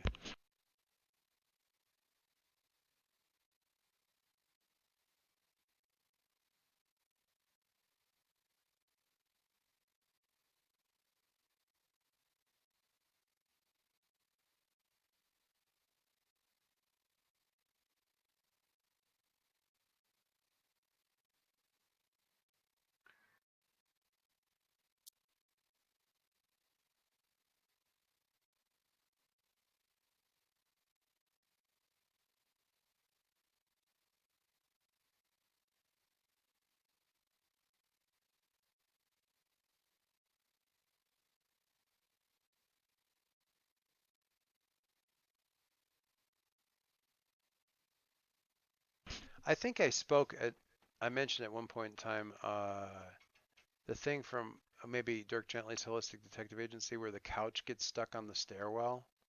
I don't know if you guys have read that. There's a bit where or that shows up repeatedly through, maybe it's Dirk Gently. It could have been one of the Hitchhiker's Guide to the Galaxy, but there's a couch stuck on the stairwell leading up to the flat, and they can't get it unstuck because it's like jammed between the wall and the railing, and they can't. So they've just given up trying to move the thing, and people when they're trying to get up to the third floor just crawl over it on the way up to the stairs. They just go over the couch, and it's just matter of fact they've given up trying to do anything about it. And one of the characters has got a computer simulation, like a 3D model of the stairwell and the walls and the railing and the couch, and they have it trying to solve how you have to turn the couch to get it out of the space. And the guy's like taken away for like weeks or something like that, and he comes back to the computer and it's been working on the problem the entire time, and it solved the problem, but then he realized that what happened is it actually glitched and dissolved one of the walls, and that was the only way it could actually get the couch out. Was in fact, not only has it resolved that the only way to get the couch out is by dissolving a wall, it's actually been able to mathematically prove that there's no way the couch got into that position in the first place if all of the elements of the situation were true. Like, there's no way the couch got there in the first place, let alone getting it out. That is almost exactly what it's like watching my daughter try to sort out the sheets on her bed as she tries to get into bed at night.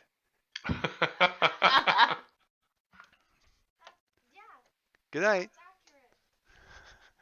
And her only response is, that's accurate. Like, we're looking at the sheets like, how did you even? I don't know. I just don't know. Anyway. All right. So, Harry. Oh, wait.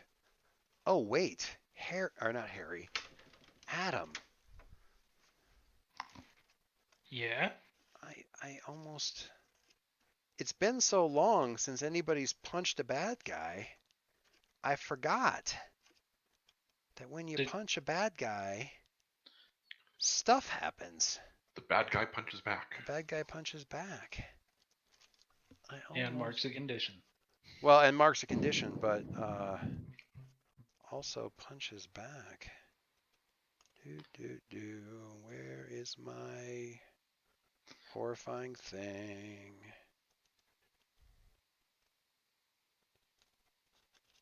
I gotta find my horrifying thing notes.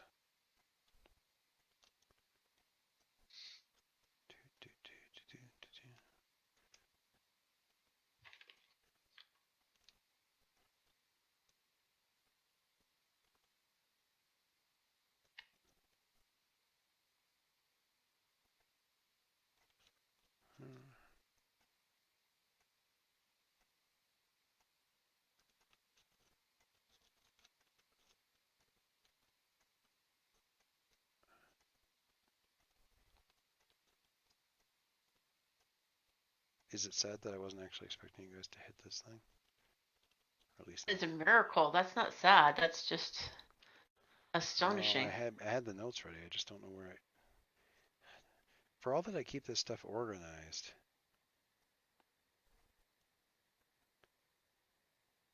Relative term. Yeah, it really is. When it comes to Roll20, there is never organized enough. Well, yeah, and it's not least because I'm trying to,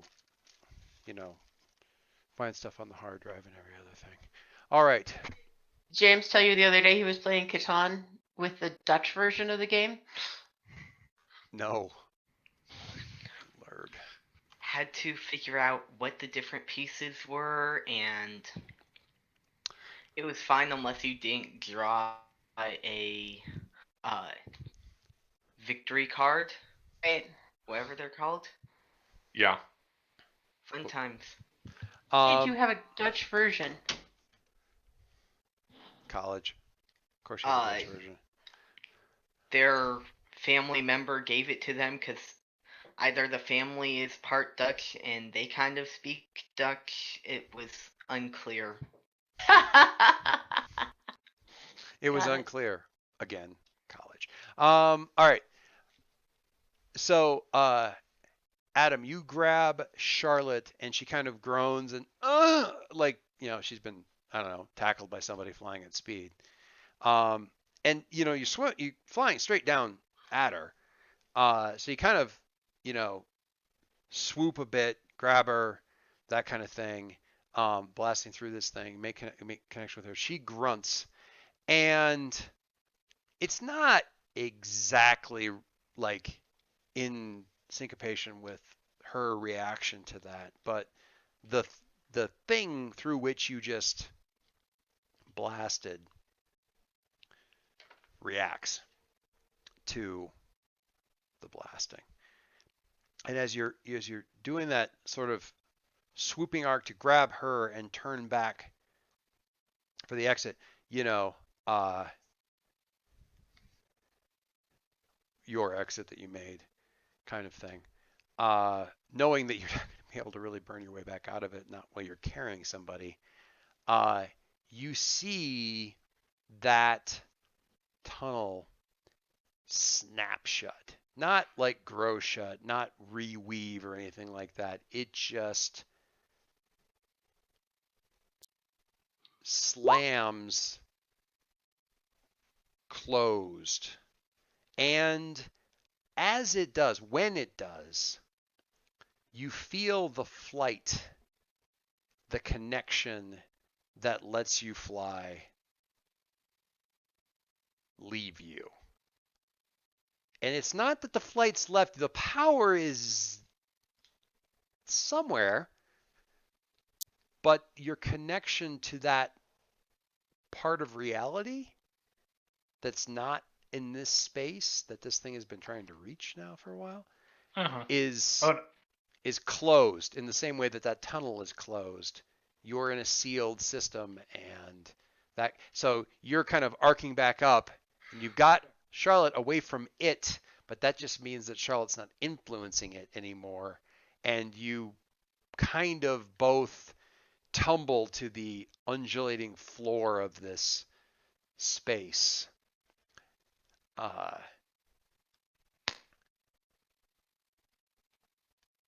So that's good. Radiance. Keep going. Well, actually, Adam, if you got some, go. Yeah, Adam just has like, when he hits the ground and finally like gets up to his knees, he's like, "Man, I'm the only one who gets to warp reality around here." Radiance, you are perceiving lots of stuff all at once. You're seeing some kind of connection to Charlotte, or you connected to several Charlottes? That's not right. Several aspects of Charlotte somehow through this weird. Charlotte's powers are weird. You're seeing her in like Jason's compound in the conversation nook with like trying to like talk Harry down, but at the same time kind of almost being pushed away from him by the wind, or being pulled away from him by Adam, who's pulling her away from him, but not in that same space. Sorry. Adam is pulling her and picking her up in this other space where everything is made out of human body parts, and that's super disturbing. And you're there with him too, and he's flying Charlotte away from all of that, except now he's not flying, he's falling. And you're perceiving that, and you're also perceiving this sort of like maelstrom of destruction below you as you're kind of hanging in midair and just dealing with all of the butterfly input. But below you, you're seeing everything that's happening in this, you're sort of seeing everything that's happening in the cemetery with Harry, who's also here, but also kind of freaking out and destroying everything with his thing, except that here, instead of Charlotte talking to him and trying to calm him down, it's Alicia, and she's not talking, she's yelling, probably swearing. You could just imagine that she's probably swearing. It just seems like something that she would be doing. And that's going on. So I have one Pierce the Mask question left, and I think Yes. I know what to do with the answer. Okay. I want to see if what I'm perceiving here is really like Charlotte and something else, or if it's like a manifestation of Charlotte having like a struggle with herself, or at odds with herself, or feeling dissociated. So the third question is basically, what are you really planning? Okay.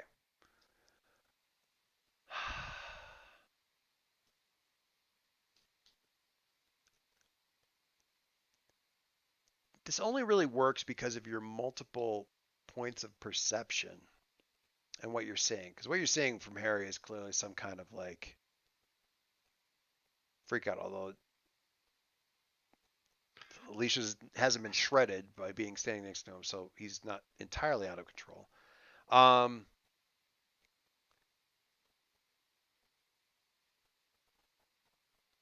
Somehow, wherever Adam is and Charlotte is where Charlotte is. Somehow, that other space, the Quill conversation nook thing, is a defensive construct, a happy place that she retreated to. And it seems like there's some sort of psychic connection there with Harry. Either he also needed a happy place, or he was connected to her, or she brought him in there, or he found her somehow. Um, but wherever it's mentally somehow it's still both him, because he's going through the same kind of trauma thing going there, which is moderately dangerous since it's probably something sort of in Charlotte's psyche, and he's kind of losing it. So that is her sort of dissociation space, and Harry's sharing it. Little private Makes sense. dissociation space clubhouse. And where she's legitimately, well, then that's not, that is not dangerous there, danger there too, but where she is sort of in direct danger is where Adam is. Inside of whatever this thing is that's grabbed her and him. And the butterfly is there too. So you are somehow connected still to that thing. Okay. So there you So go. I'm going to try to sell her on the idea that where we are back out in the real world is actually a safe space. And I know how to do that. Part of it involves throwing Alicia under the bus, but she'll survive.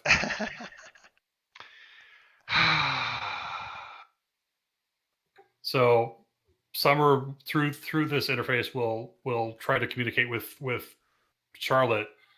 We need you back here. We need you back here home, all of you, and every part of you is welcome. And along with that, she's got kind of memories of like when Alicia Chin was the bad guy, and she can project that. But she can also project Alicia moving in and Alicia like making herself at home as Summer's roommate.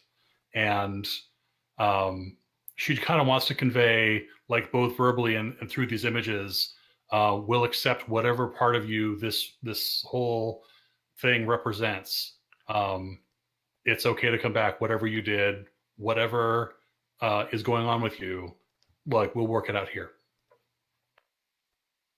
Oh, I like that so much. Are you doing this like by sort of, when you're saying you're communicating with her, are you relying on the metaphysical connection? Are you having the butterfly like project a you to say this? Yeah. Okay. I like it. I like it a little. Okay. So this conversation, Charlotte, is happening. I love the doubling. That's what's happening here.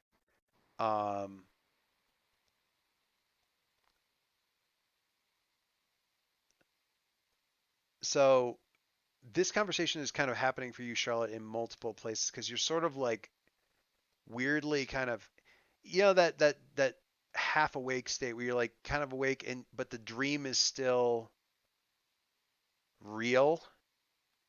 Like you're still acting under the impetus of whatever you were dreaming about as being a true thing. So you're, you've taken a shock, you're laying on this surface, Adam is kind of like on his knees nearby and kind of shaking his head like, ugh. And but Summer is there, or at least the projection of Summer is there, and she's in the speech. And at the same time, while you're trying to get through to Harry in the conversation nook, this little light butterfly thing, uh,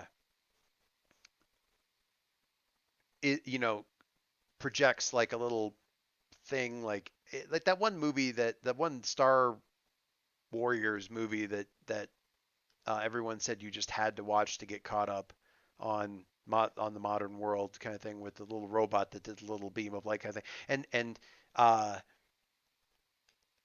so she's giving that same speech, and she's showing it flickers from her, and then it's not her anymore. It's pictures of Alicia when Alicia was like, think about this, because Summer was there. Yeah, this would have been like the way Alicia looked when she was in Federal City in the Sepia verse, and yelling at Jason and skulking about and moping about and generally glooming about. Yeah, Summer's been there for all of it. Yeah, and then for her and also other kind of stuff. So you get all of this, and you're getting it from multiple directions, and there's even some flashes of this, flickers of this around Harry. Not that specifically speaking to him, but there's like it's not one of her butterflies. It's not one of her, as Alicia might think of it, damned butterflies, but it's like the after images of it are kind of flickering around Harry. And you see it's like sort of in the same way that you see flickers of the butterfly, you see flickers of the images. So you see Summer kind of gesturing, but she's not focused on anybody in this space. And you see flickers of you, Alicia, as you like would have been like in the past, and you on moving day and smiling kind of ruefully and pushing sweat-soaked hair out of your face, and that kind of thing. Seeing flickers of that too, and you're like, what is she up to?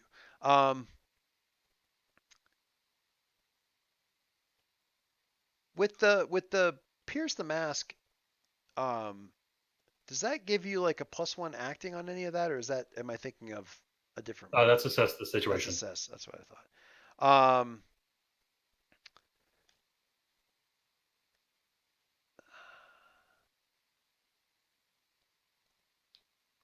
I'm not sure. I think this is just. I don't know that there's a role necessarily in this, except to give Charlotte the except that what it does functionally is give Charlotte the opportunity to really kind of, do something and It sounds like a comfort and support, because we've used this in a similar fashion before. Yes. Thank you. Thank God there's other people here smarter than me. Yeah, let's do this as a comfort and support. And I have influence. Yay. So let's have that comfort and support roll. Thank God some of you guys remember how these games rules work. I haven't been playing it long enough, clearly. All right. Look at that full hit.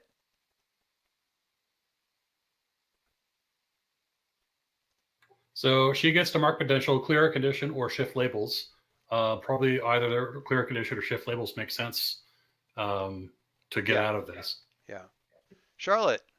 So all of this is like, the big message here is, come home. Nothing that you did is so bad that you can't come home.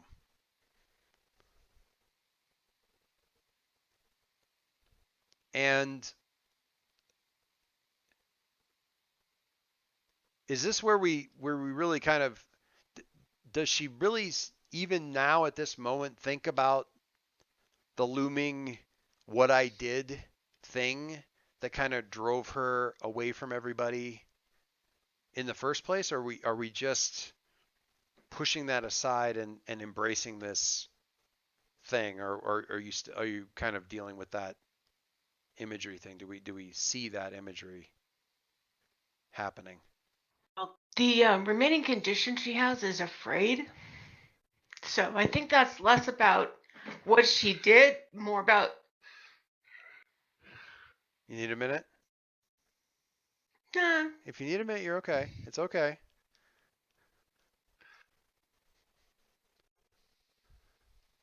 I think it's more what she's afraid she's gonna do. Yes. I like that. than what she did. Because what you did on a global scale is relatively limited. What you could do is way worse.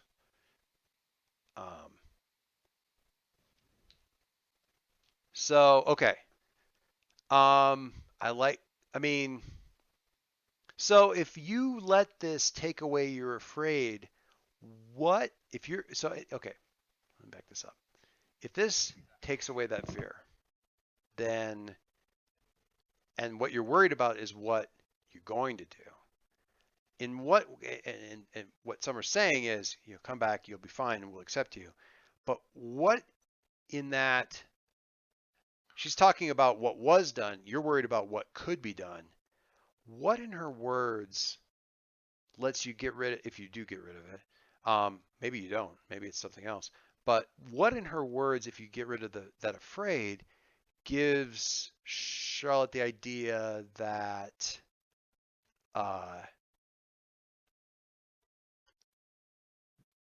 this is all, aside from the whole "we'll accept you for whatever will happen," lets you get rid of that fear of that they'll be able to help with what's coming. Because what Summer did is creating this thing of, don't worry, we'll welcome you in. It's going to be okay. We're not going to like reject you because of a thing. But that's all like, don't worry about the past, and you're worried about the future. So what is the, what helps with that? And I'm not saying it doesn't. I want to know though what you're seeing that makes that connection. You think about that for a second, because I want to get back to Harry for a second, because Alicia's like made him snap out of it, and I want to know what that looks like trying to get control of the hurricane.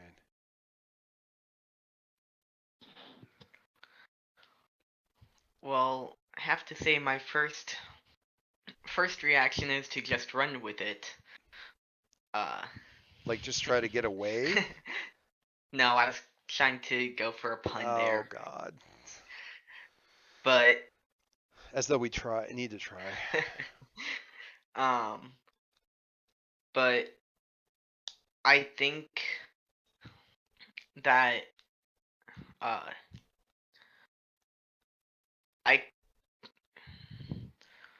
I think that I try and center myself, kind of, because sure, I snapped out of it, but there's still all the stuff going on within me. Yeah. So I like how that's phrased. Center myself, and what comes to mind is Andy kind of grounding me, keeping me from going too fast. I like that.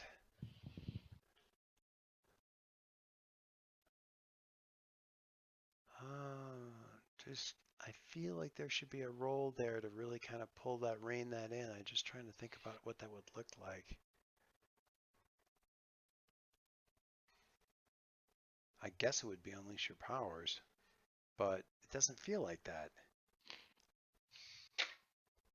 Savior? Percent support self. Yeah.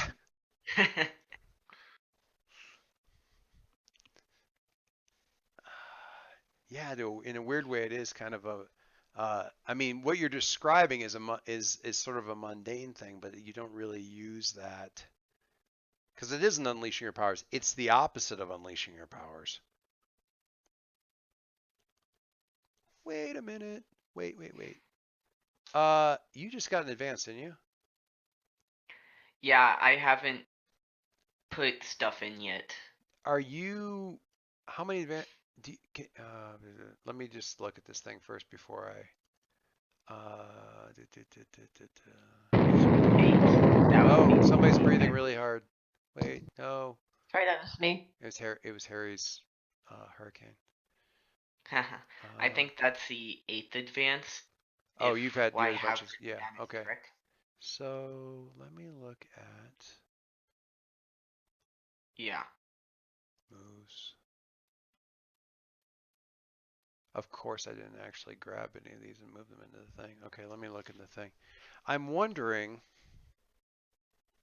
for those of you who could maybe look this up even faster than I can, if there's a adult move that makes sense for him to pick up in this situation to get control of his stuff. Wield your powers. Persuade with best interests. Well, no, that's outward. Wield your powers is kind of. Stand up for something. Where is that? It's on the back. It's on the. If you have the little cheat sheet, it's on the very back page. Under. Okay, I was looking in the book. Well, it'll also be on 156 in the book.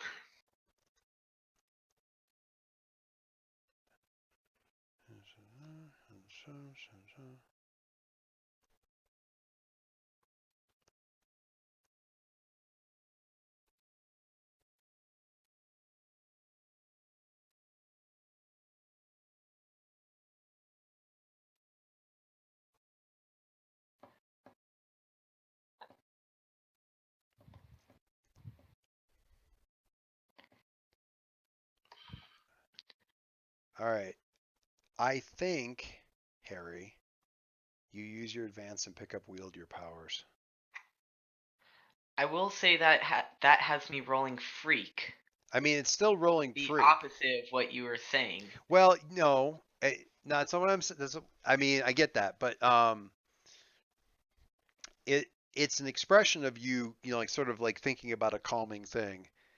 Unleashing your power, it isn't the stat that I'm concerned about. It's unleashing your powers like, I'm just gonna let it out. And this isn't that. It's, you know, you're not just, you know, shotgunning into the air and you know, shotgunning and praying. It's you know, very precisely using your powers, and that sounds. It's taking control of your powers. It's taking control of your powers, and I think that's good. I think that's accurate. It isn't all because the thing is, stacked together. and it's interesting thing that what I like about the adult moves is they don't supplant the regular moves. They're close, but they're not the same. If you want to overcome an obstacle, wield your powers is not useful. If you want, you know, there's stuff that overcome does that, or unleash does that wield doesn't do. But there's times when it's useful.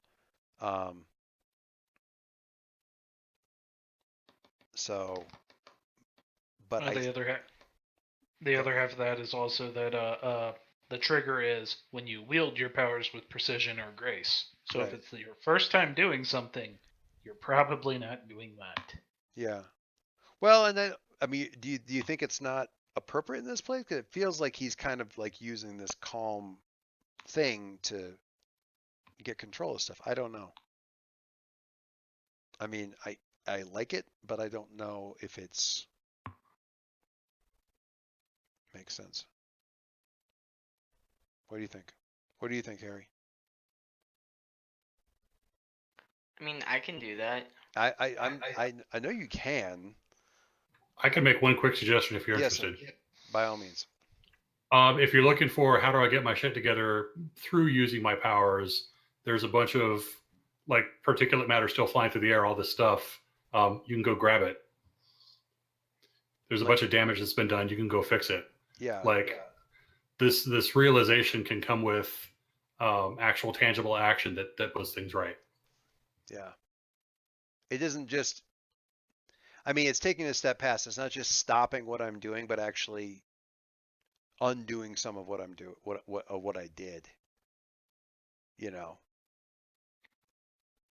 which is a lot of that. Like when you get big, when you get older, you gotta do the tough stuff. You know, kind of taking responsibility, kind of thing. So I don't know. I mean, what do you think?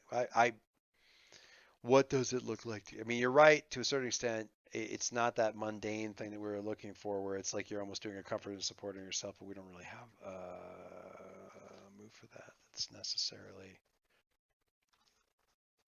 That's what the comfort and supports are for later. What do you think? You think about it. Charlotte, we're doing a lot of this, like you think about it thing. Charlotte, uh, you are in a, you have let yourself get into a bad situation. You are, somehow you're somewhere in the shadow realm. Adam's here with you. You're in a very bad place. You're not trying to think too hard about what you're seeing out of the corners of your eyes. But clearly you're not so very far away from the world that Summer can't get a signal through you somehow. Because she's sort of still projecting with this little adorable little butterfly thing. I don't know what that's about. What do you do?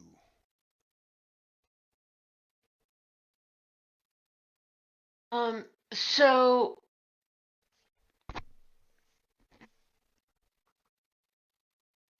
I think for Charlotte, um,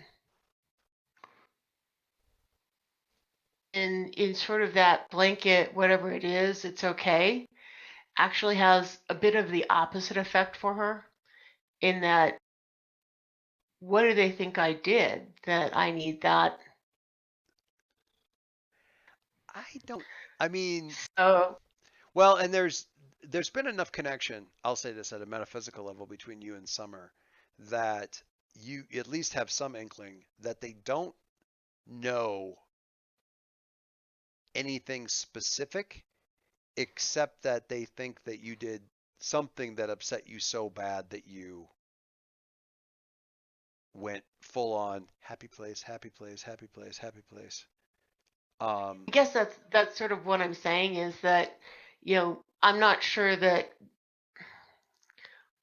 what I did is so bad that I feel like I need unconditional support. So I think It's it's great sort that of, you're supporting me, but I don't need that. well, it kind of worries her I that see.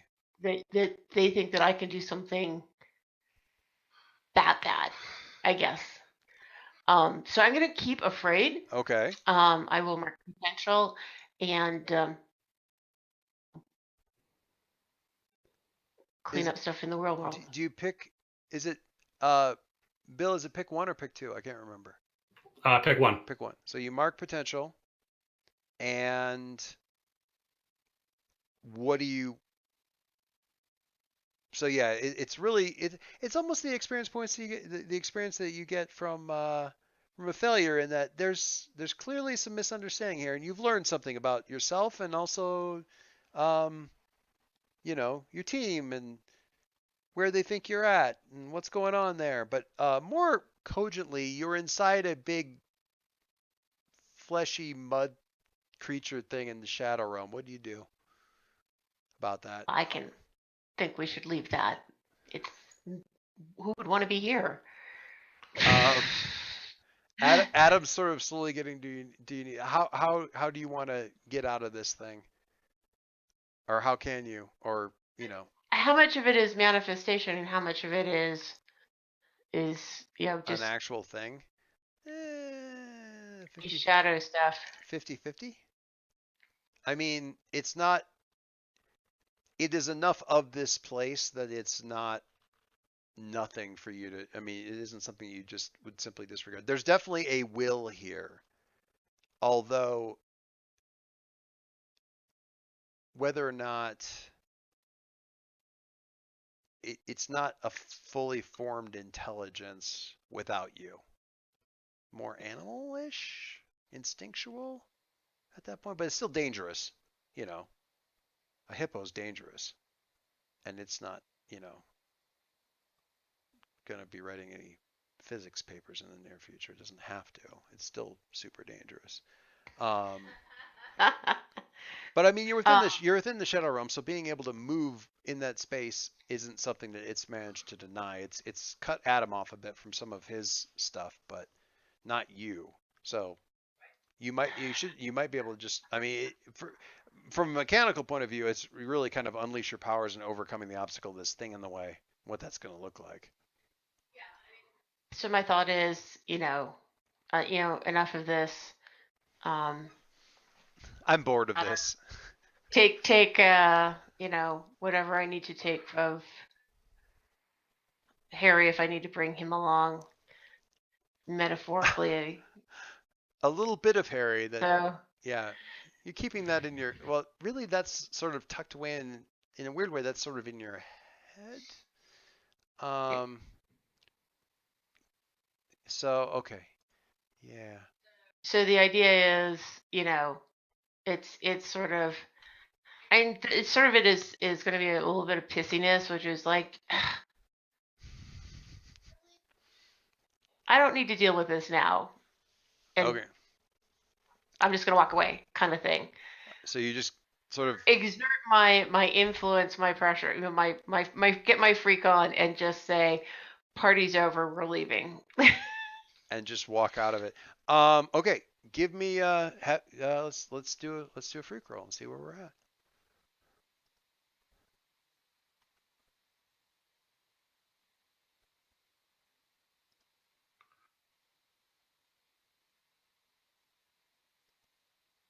Oh my God. Man, when you guys are on tonight, you are on tonight.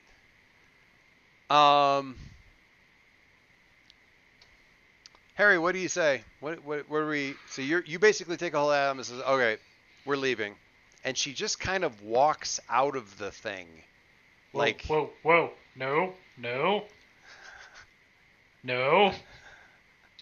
We ain't leaving Petro. well, no. She walks up out of it, like it just sort of makes a space in okay. a tunnel kind of a thing. And so Charlotte, as you're You coming know up, that path out that you had that yeah, kind she's of kind of, Okay. it's just like, there. yeah, opens up and kind of I guess floats, whatever. But she's flying you up, which is man, you can't imagine why anybody would ever let you fly people around. It's not nice when they're flying you and you can't fly. That's not actually pleasant at all. But so Charlotte, you do get a little bit of, I don't know if you get a pang or anything like that. As the tunnel is like, you see a light at the end of the tunnel, and it is literally a light at the end of the tunnel because Pietro is up there, like all lights on, and actually burns a little bit brighter when he sees people coming out, and he actually manages to crack a little bit wise. He's like, "Did you rescue her? Did she rescue you?" Calling And up. Adam's just like kind of doing that little hand motion where it's like, yeah.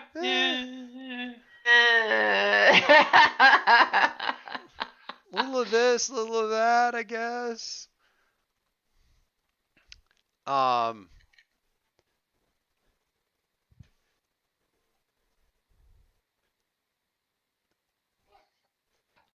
like that. And he's like, he actually, all he kind of says is like, hey, glad you're okay. Glad you're okay. Don't, if you could not, when we get back, read like the last 27 texts I sent you and just, that would be awesome. Peter, how sweet. Thank you for coming to help find me. Sure.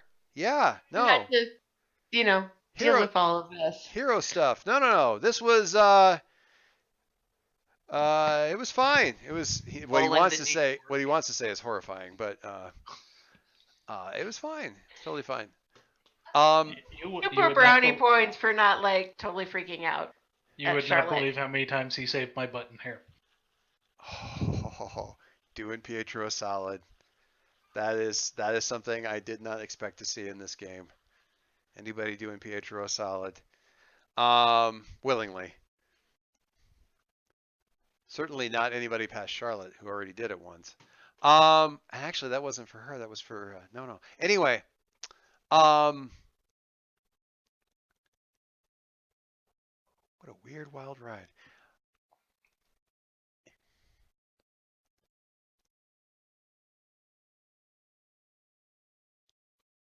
All right. I have an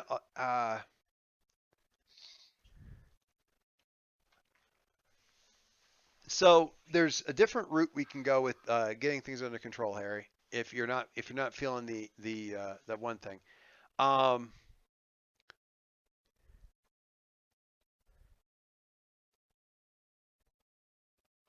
as you're getting your, because you're thinking about the stuff that you're thinking about with Andy and just all the stuff that you've been processing in the last week or so. And as you're getting yourself back under control, you see that Alicia is standing right there, like right in the blast radius if everything had gone haywire. Um,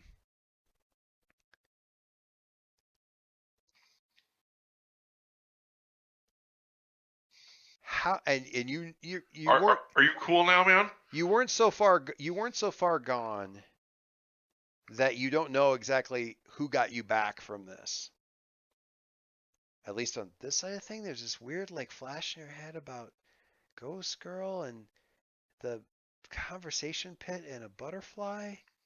But you know who kind of got you this. How do you say? How do you express your thanks, appreciation? How do you say thank you? Or say something. I guess it doesn't have to be thank you. You can't complain the next time I save you. What? What? I like it. Yeah. You Because can't- she's always bitching about when he's trying to. I'll Protect be her. returning the favor. Ah, What did he say? okay. Oh, He I said, see. If I'll it- be returning the favor. the next time I save you, you can't complain about it because I'll be returning the favor. I see. Okay. Got it. Yeah, feel free to use harsh language instead of, apocalyptic whatevers, but yeah, cool. So awkward thank you, but still a thank you. Summer. If I had given her a real thank you, Alicia would have been much more awkward by it. You probably would have both melted down. Okay. So, do you? I'm going to go ahead and ask him because I think this actually fits into a team move thing. Okay. Go ahead. Since this is about probably as close to a triumphant celebration as we're going to have on this. That's fair. So, do you feel I actually contributed here? I mean, do you respect the effort that I made, or do you just need to feel the need to haul me out of the way of things? Sorry, that grunt was. I will respond with the triumphant celebration of my own. You're as much a superhero as anyone else here. We couldn't have done it without you. Wow. Thanks.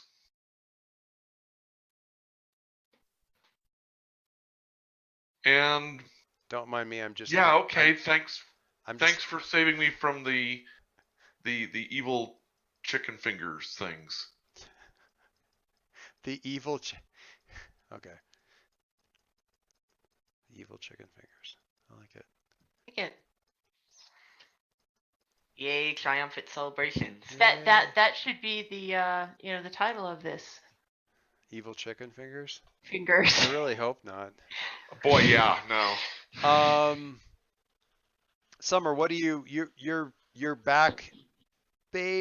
So Charlotte kind of walks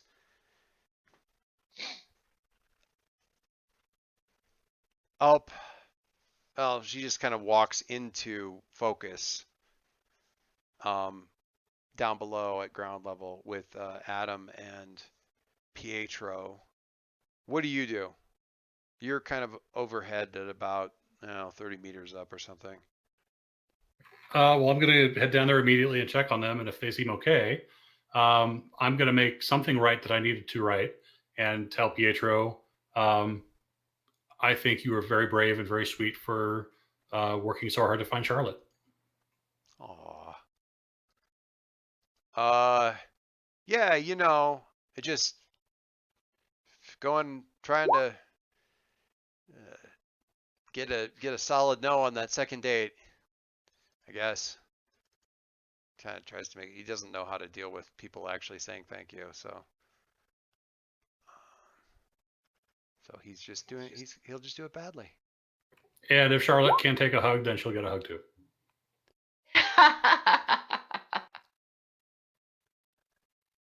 Tugs. She You're doesn't gonna- suffer from Alicia syndrome. We're gonna whip Well- this boy into knowing how to deal with people eventually. You know.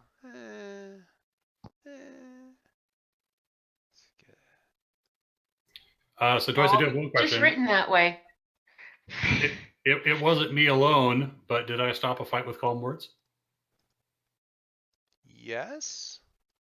I think so. Yes. And I mean, you certainly stopped a potential bad thing with calm words. And only the other PCs can answer this. Did I earn the respect of any heroes that I admire? Which is all of them.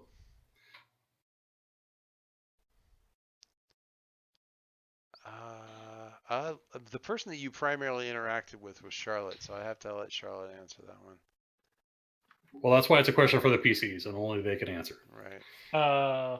Since Adam was there and he Oh, saw Radiance talk, he finally got to see Radiance do her own thing as opposed to the featureless white robot that helped him take down a comet. I bet Adam's definitely like, wow, she's really doing this now.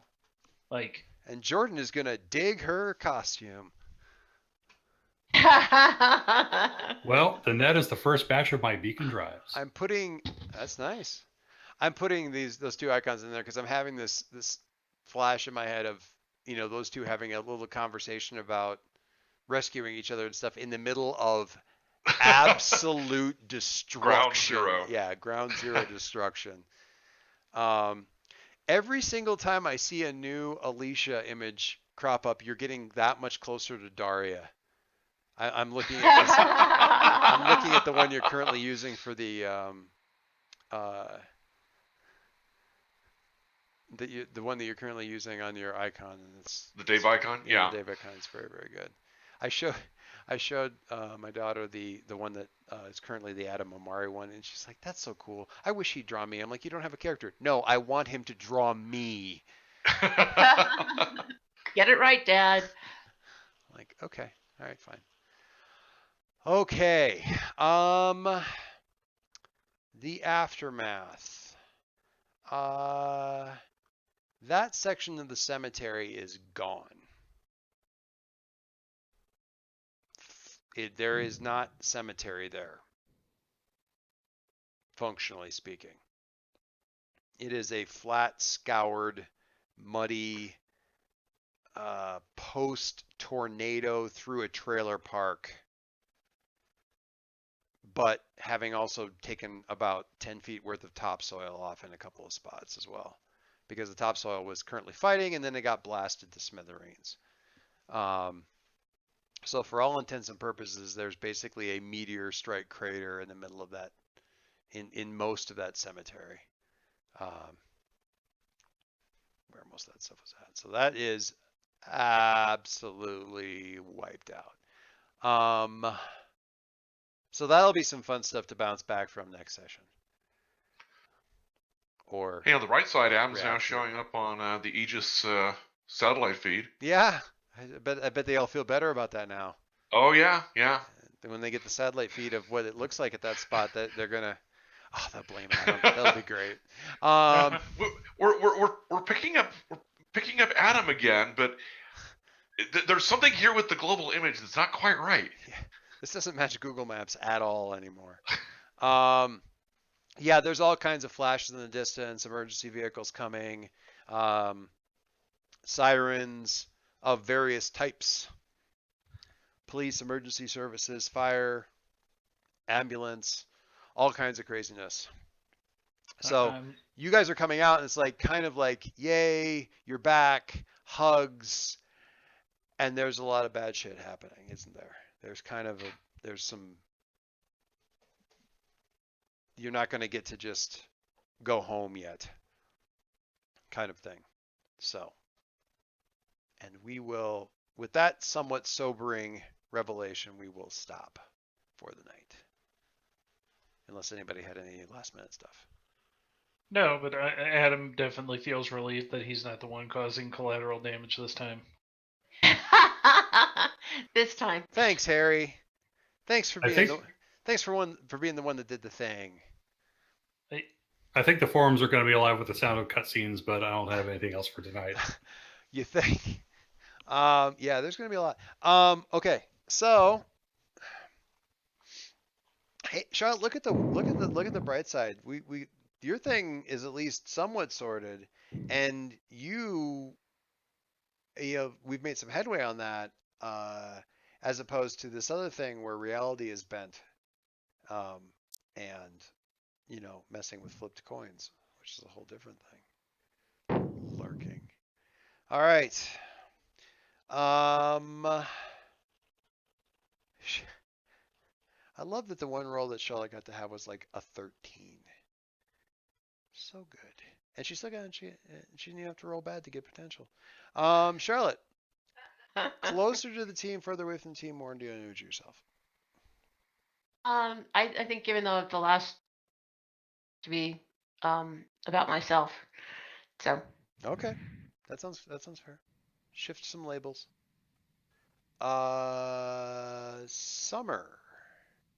I'm going to say closer to Ghost Girl. Summer's now worried about her. She's going to have to keep a closer eye on her. But that also means she's going to be listening to what Charlotte says a lot more. So, influence. Yes. So, Charlotte, take influence over Radiance. I already actually have influence over Summer. Shift Summer then? Shift her like a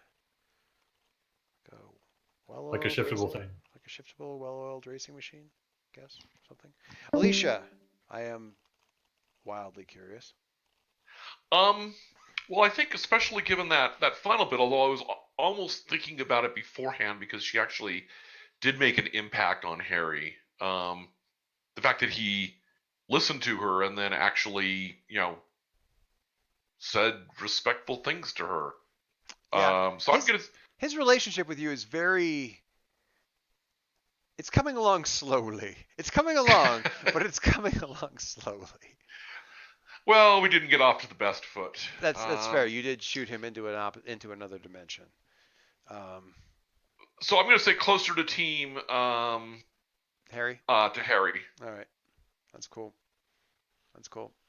Harry, I think that means you shift your labels because you already have influence. And let's go to Harry. Harry. Well,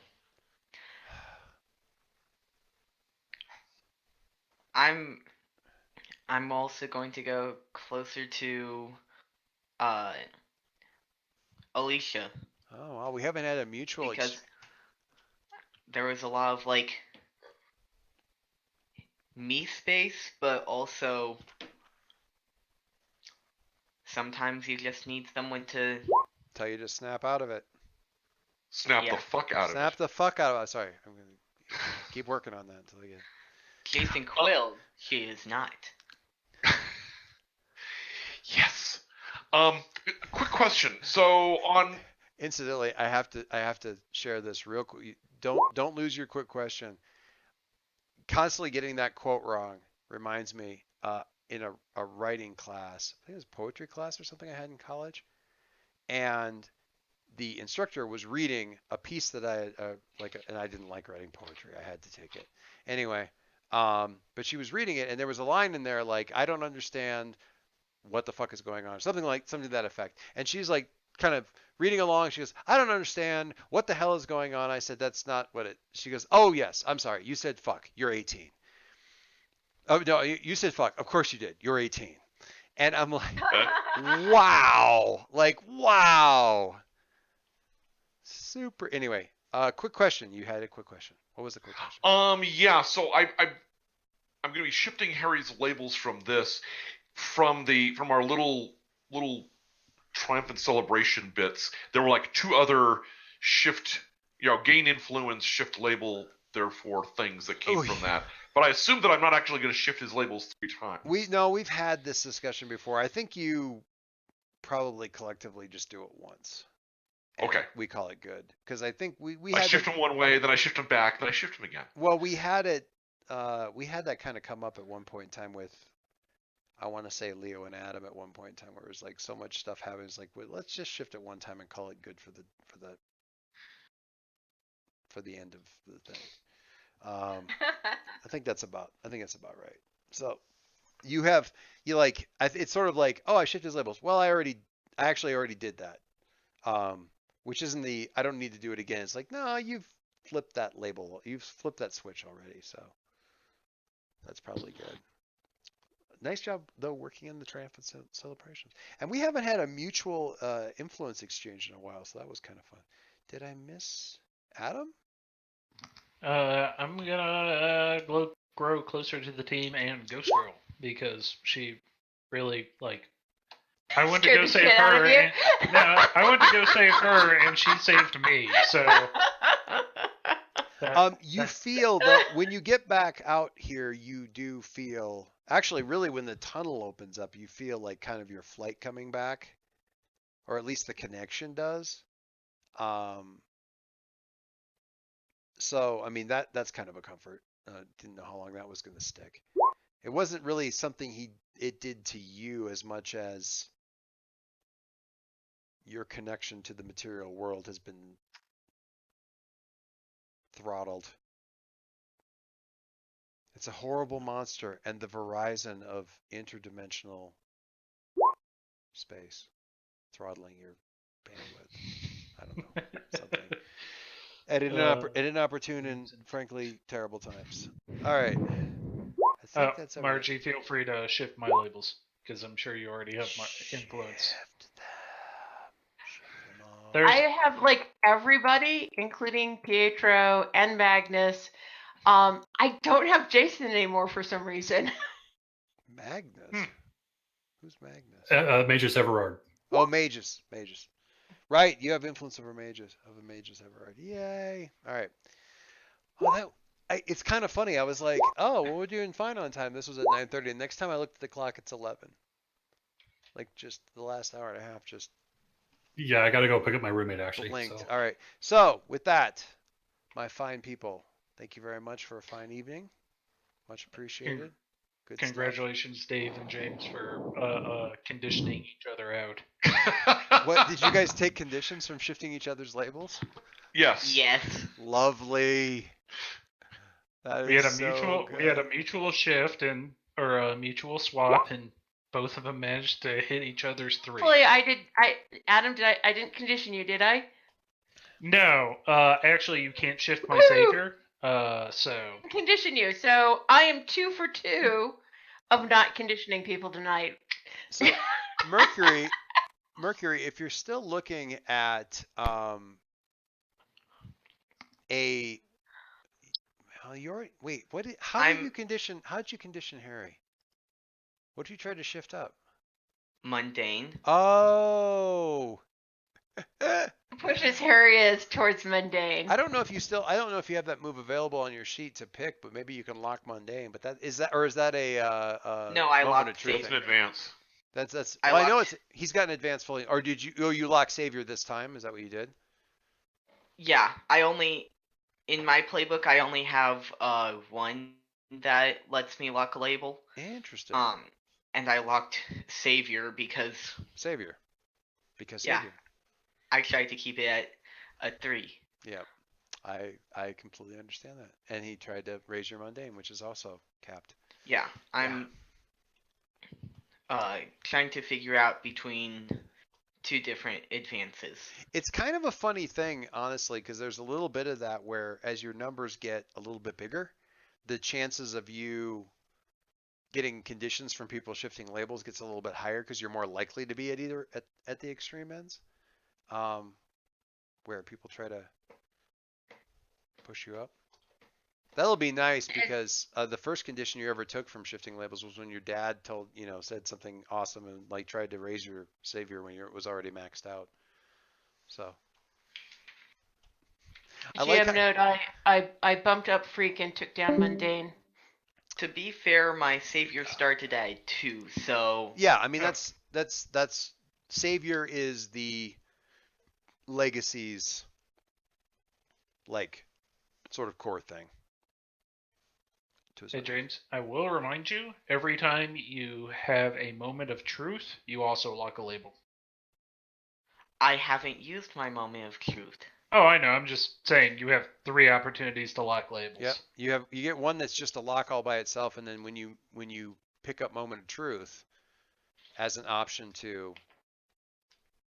you don't have to use it right when you buy it, but like if you pick up moment of truth, then when you use it, that locks one of your labels. Here, if this says something, I bought my moment of truth back. You have it bought? No, I did. I bought it back during the Christmas thing, I think. God. Dude, that was session 25. Yes, I know. 22 even or something. You've been riding the moment of truth and haven't used it yet since then? Oh my Correct. Sweet merciful. Okay, so that would let you lock one of your other labels if you get around to. And honestly, I'm debating the 2 advances I'm debating are between the someone permanently loses influence over you, or then the become a paragon. Well, becoming a paragon is retiring. I know. Okay, all right, that's fair. I'm writing up a thing. All right. To start going down there. Well, I'm sure that you'll be the only one writing up a thing this week. I'm sure that because my father never writes no anything. one will write anything else this entire week. My father never ever writes anything. No. Well, okay, you can't paint just him with that brush, but okay. But So he messages us like Sunday or Monday before the game saying like here's the most important things to read on the forum in order. He said today like, oh, not much really happened because we're in like the middle of everything going on, and yet he still wrote up stuff. Yeah, some, not a lot. It was actually a pretty quiet week, I thought. It was a low form writing week. It was a low. But it kind of like counteracts all of the post prom writing. I've got to really post dance writing, which was just excessive. I need to be aware when I have a busy week coming up that I need to like leave y'all on a cliffhanger. Where you can't just go. So you don't have to read stuff. Well, yeah, because I just like I gotta pin you guys down a little bit. So all I have to worry about is keep up with comics on request and whatever awesome art stuff. And NPC stuff that we write up. I've still got generally inspiration stuff that I need to go back and look at because there's some links there I want to look at. But Joyce, you and I need to do an Alicia Parker scene sometime soon, and I don't know if you want to just pencil that in for an upcoming game now that we're not about to be eaten by a graveyard, or if that's something you want to do offline. And I know that's constrained for you. Yeah, it is a little bit. Let me think about that. Bill's not here, but I'll throw this up. Do we want to do the aftermath as kind of love letters, or do we want to play through it? What I mean, I leave this as an exercise for like. I am good with both, but I always like love letters. I know. Yeah, I was gonna say I think love letters would. I don't know that there's anything that's sour on love letters after you buried me in the graveyard for 2 weeks. Okay, you were. To be fair, I was unavailable. You were I know. the one, and actually it worked out really, really well because everyone got to and then the 1 week where you didn't really do anything, you got to watch Pietro constantly talk about you, which hopefully that was, you're right though, you did, I will try not to have you take a powerful blow during whatever it is that you've got going on. I just So take that potential risk off the table for you for this next one. Go ahead. You were Doing- saying something. Yes. for your decision on whether or not to do Love Letters as the aftermath or Mhm. play through it, if you want to do an entire session of aftermath, don't do Love Letters. If you want to move on to something else, do Love Letters. Well, I'm kind of open to either way. I'll probably, because I like the idea. I mean, sort of like in the same way that we did the love letters to sort of sum up the aftermath of the press conference, or the hell of the press conference. I kind of like the idea of like riding the what I want to say, riding the sort of aftermath of this event a bit through the night, like the hell night, and then getting us back to school the next morning. You know, a fallout. Yep. I think that's good, and it gets us. We can start right off with Parker and Alicia thing. After action report. So yeah, let's save it for next session, Dave, and we can just start off with that. I'm completely jiggy with that. Yeah. Anyway, all right, I'm gonna stop recording here at least.